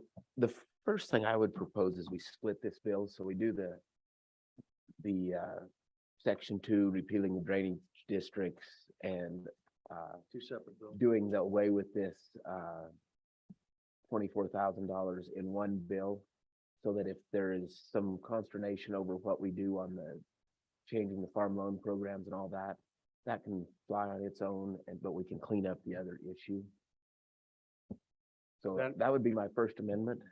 I think we all agree to that. So just let's go ahead and do that, Tammy. Mr. Chairman, does that motion include the community college district bonds as well? Yeah. Okay, next. Any questions? What, just a minute, Senator Drew? I'm just want to make sure I'm tracking. Okay, you say the community college is in the which half of the equation? Mr. Chairman, my thought is we would do section, I have it correct, section 2, 3, 4, and 5 will be in both bills, but section 2, 3, 4 is all related to, in my reading of this, to the drainage districts. So we repeal the drainage districts in section 2. In section 3, we determine that the 24,000 from 1932 is unrecoverable, and then we repay the principal back to the common school account. That's section 3, and section 4, it just double checks that we have absolved all of that issue and it is all extinguished and distinguished. So that would be one bill, section 2, 3, and 4, and then 5 is just the effective date. So obviously that would roll in and we would make it effective on July 1st. If I read the bill correctly, Tamara may correct me, but that's one component, and then we can deal with the community college stuff, the capital construction stuff, the farm loan programs, all in a separate bill. And I think that would all go well in one bill, but this way we divide the two issues. Okay. Those lines, I'd like to make sure that as the OSLI staff reaches out to the bankers and see if they're interested in a loan guarantee program, that could be potentially drafted up as an alternative component in that bill for the farm loan provisions, specifically for the beginning farmer. Based on that input, if it looks like there's interest from the banking community, that they could work directly with LSO staff to have that as another draft to be able to insert into that bill. Jennifer says she's all over it. All right. Just 1 second, Mr. Co-Chair. So on Jennifer, while we're on that subject, I mean, one of the things that we've never had in these programs, any kind of loan loss reserve. And do we have a loan loss reserve for these programs? We do? All right. So if we end up in a situation like we have with these drainage bonds, we do have a loan loss reserve that is already there and can repay that. So the farm loans, and all of our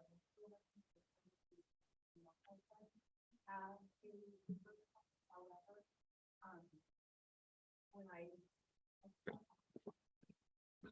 when I first started in my position, we had to drain the JPA reserves or the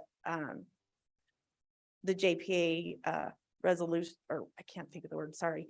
But we had to clear that out for Jamestown Rio Vista, and we paid off that. And so all of the reserve accounts are pretty low.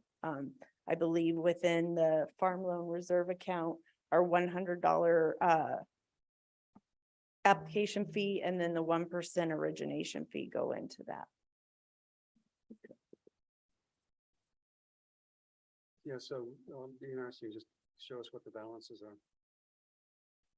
And Mr. Chairman, and if there's a recommendation on changing whatever that reserve is or how it's, at the end of the day, it's a reserve, you're not going to have it all covered, but you want to make sure that it's adequate for what you anticipate.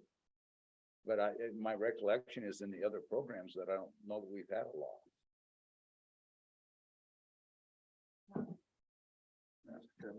Go ahead. Mr. Chairman, then going back to the first half of the bill with the various loan programs on the ag loan program, because we do have it in a different section that we say 20% of the 275 million would be used for beginning farmers. I'd like to bring that into this bill as a repealer so that the ag loans just go out as ag loans. There is no specified amount divvied out of that big pot for beginning farmers. We just will have the farm ag loan program, beginning farmer program, but there is not a specified amount for either of those programs. It's all ag loan program, but that comes in a different section that's not shown in our bill draft today. Everyone understand that? Yeah, Mr. Chairman and Mr. Chairman. Please. And so if it's, is that in a separate section or subsection, or is it, if it's whether it's a pre or just strike out language, whatever we have to do to bring that in and get it taken care of? Okay, So, Mr. Chairman, go ahead. and I agree with Representative Walters to break this up in 2 or 3 bills, given the nature of trying to sell all this, but I would like to have a separate bill where we look at the student dormitory capital construction loan program, transportation program, and then the capital construction infrastructure loan program, similar to what I discussed. That the programs stay there, we're just not gonna fund them. They make an application, applications reviewed by SLIB or by OSLI staff, then they make a recommendation to SLIB. SLIB reviews them, and if they think it's something, then they make a recommendation to the legislature that we fund those. And So- for those specific programs, that we would go that direction versus just allocating money to sit there. Would the easiest way to do that to have an alternative bill so that we've got 2 bills in front of us? Yeah, Mr. Chairman, that's what I'm thinking, 3 bills now. Mr. Chairman? Go ahead. On that, Tamara, if you know, if we go that route, does that pull those in there under that 719, whatever it is, the LDIs, the legislative directed investments, that essentially that would make those LDIs, wouldn't it? If they bring them and the legislature then appropriates money to go into that program, would they be legislative directed investment? Or are we still talking about just authorizing the invasion of whatever corpus, an SPMTF? Well, Mr. Chairman, my thought was that they wouldn't be an LDI because at the end of the day, the legislature can make a determination whether to fund them or not. And we can pick any pot of money that we want that's available, so it wouldn't necessarily have to be tied to the corpus in any of the permanent funds. We could basically fund those out of SIPA or any other account they're just basically doing the application screening process and then making a recommendation back to us. Programs in place, somebody applies, OSLI reviews the applications, make sure that it meets all the eligible criteria. And they're gonna take that to SLIB and SLIB's and with a recommendation. SLIB will debate it and discuss it, and if they think it's something that should be funded, then they would recommend the funding for those projects. Which in my mind, so on years that you had surplus income, you may not want to be able to fund those against the corpus because of the drag. You may have sufficient funds in either the SIPA or LSRA that you could just directly fund those anyway. So it gets more back to what a normal capital construction CapCon bill type of thing, where we can choose the funding sources to how we fund that versus just automatically tag those to our permanent funds. The way that's currently structured. Mr. Chairman, Go ahead. so just for discussion purposes on this alternative bill, then where you have this application process and the legislature makes the decisions, does that make the these are loans, right? So does that make the legislature itself kind of like loan officers where we're reviewing each of these loans and there's no limit on how much money someone can borrow? Is that what it turns into? So, Mr. Chairman, and that's a good point, but I'm wondering if you were limited to whatever the recommendation comes from SLIB. In other words, we don't have discretionary ability to then go ahead and do that. I see where you're going with that, that all of a sudden we're gonna become a lending, which we are already. We've already set aside the money and said, go lend it. We just get, it all comes down to, what I'm trying to get to is not have a drag on our investments by setting aside a pot of money. If there's a better vehicle out there, I'm all for it. But these type of projects take a long time in the planning process. So if we can do it that way, and maybe that's a question for staff to do a little legal research on that to see what the best methodology, so we don't get into that conundrum. We're de facto, we're doing that already. We're lending money. Well, we're doing worse than that, because we're not only are we lending, but we're not lending. We're losing money. It up. So. So, Mr. Chairman, going to the drainage ditch bill, I would suggest when we proposed that, we was aware of the 24,000 in principle, and we released that in the bill, but we weren't aware that the North Fork drainage ditch had this, my understanding of the 50,000 in interest. Principal's been paid, but the 50,000 in interest is carried there. Treasurer's office isn't carried. So to put language in there to remove that, show that it's gone. I presume that that's what we're doing. Mr. Chairman, yes, with direction from the committee, I can add that. That is, the distinction there is though that the treasurer's office is not tracking that as an obligation. So the necessity of it is maybe belt and suspender. Yeah. If I can comment on or find some more direction on the additional bill draft request. Some comparisons to the water development levels of funding or method of funding is that there are accounts set aside. And so there are amounts known with those, with that structure of legislative approval. And so the accounts and how much is available is known in advance. There are also some restrictions on passing legislation for certain specific special projects, and that I think includes at least roads and bridges and that types of thing. So we need to look through that and see if the legislature could, under the Constitution, or if LSO believes LSO, that there may be some legal challenges to a bill draft that specifically set aside funding for, farmer X and farmer Y. It may be more permissive to set aside funding in an amount if that.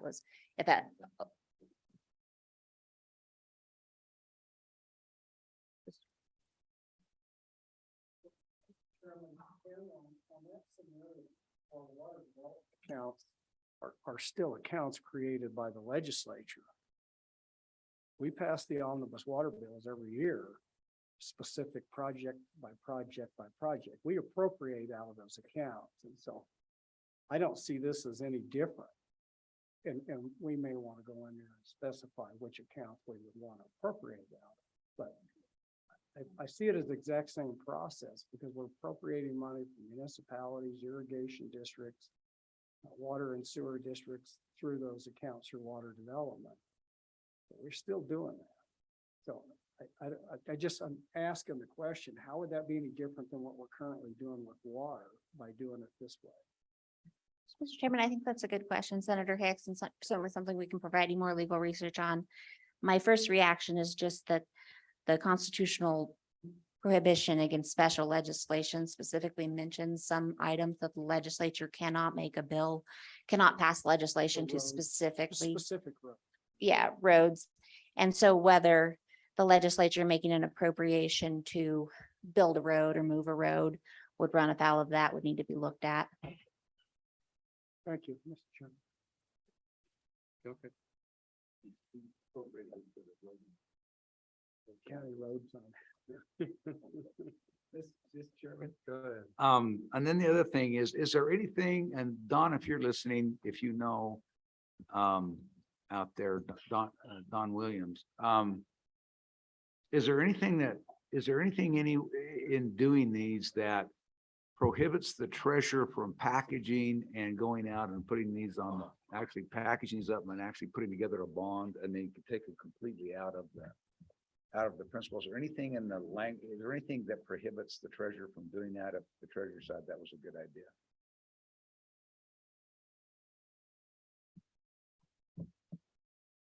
Just, maybe just take a look at that at some point.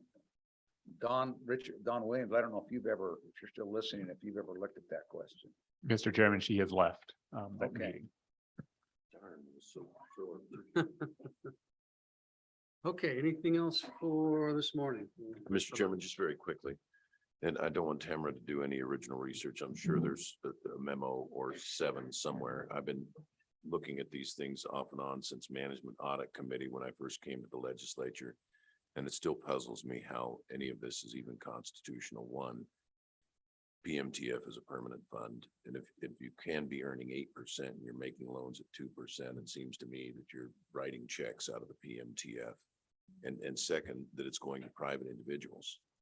And so I still don't understand how any of this program, any of these have been sustained as constitutional, and maybe they just haven't been challenged, but I'm sure there's some memos there somewhere that just are stock memos. If you could forward one or several of those, I'd appreciate it. Don, I think you know part of the answer to that. I mean, it's public perfect funds that we're allowed to do. This is not a new issue, really. Mr. Chairman, I'll defer to Tamara. I think Senator Kinski's issue is not with the capital construction loans for the joint powers boards, but particular to the farm loans for individuals in Article 16, Section 6. Mr. Chairman, Senator Kinski, LSO does routinely research those issues, and we have researched them in the past, and we can forward those to you. I think the short answer is there haven't been a lot of challenges under Article 16, Section 6 with respect to the Permanent Wyoming Mineral Trust Fund that on its face allows for investment in loans to political subdivisions. And so that covers some of them. Farm loans are unique. They are historic. And the research in a real nutshell has been developed to say in other states, because Wyoming doesn't have a lot of case law, is that if a program, a state program has a public purpose, and if there is consideration exchanged, meaning the state gets something in return for making this loan, then there's not a donation to an individual. So where the state is loaning money and receiving money back, it's not making a donation. Where there are grant programs, some of those are different in the return that the state gets. Perhaps the state would get jobs created or some other public benefit. And these are very fact specific. I think the Attorney General often advises on specific programs that are contemplated, but no cases have been really before the Supreme Court, other than there's the Wyoming Community Development Authority, Witzenberger case. But otherwise, it's LSO's best recommendation of other states' analysis of the issues. Go ahead.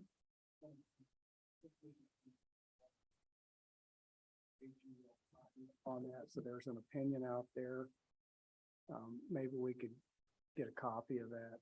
And I think it addresses, and it was all about using those state funds to funds. It gets back to the public. Is there a public benefit associated with the state lending money to an individual? And there's a litmus test in there, but Tamara, that's out there. That's probably about 3 years old in the Attorney General's office, and maybe we can track that down.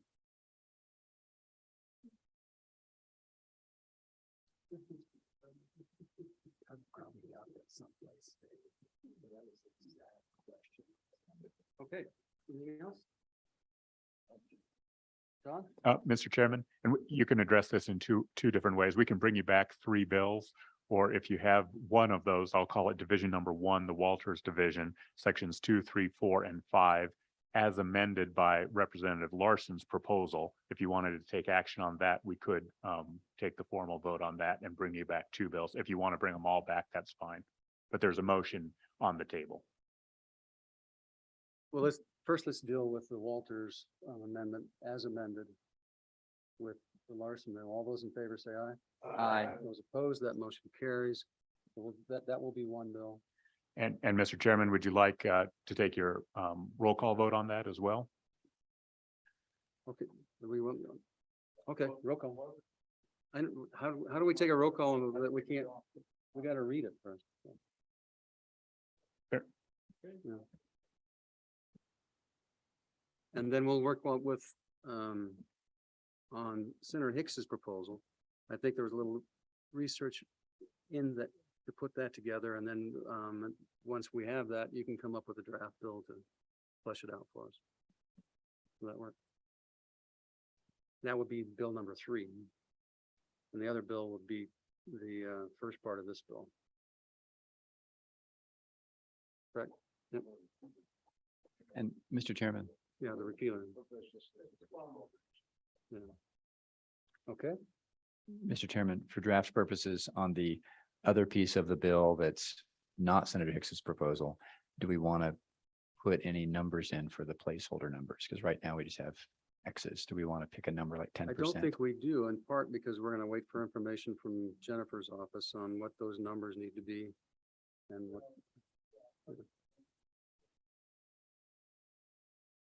Yeah, just a couple of options.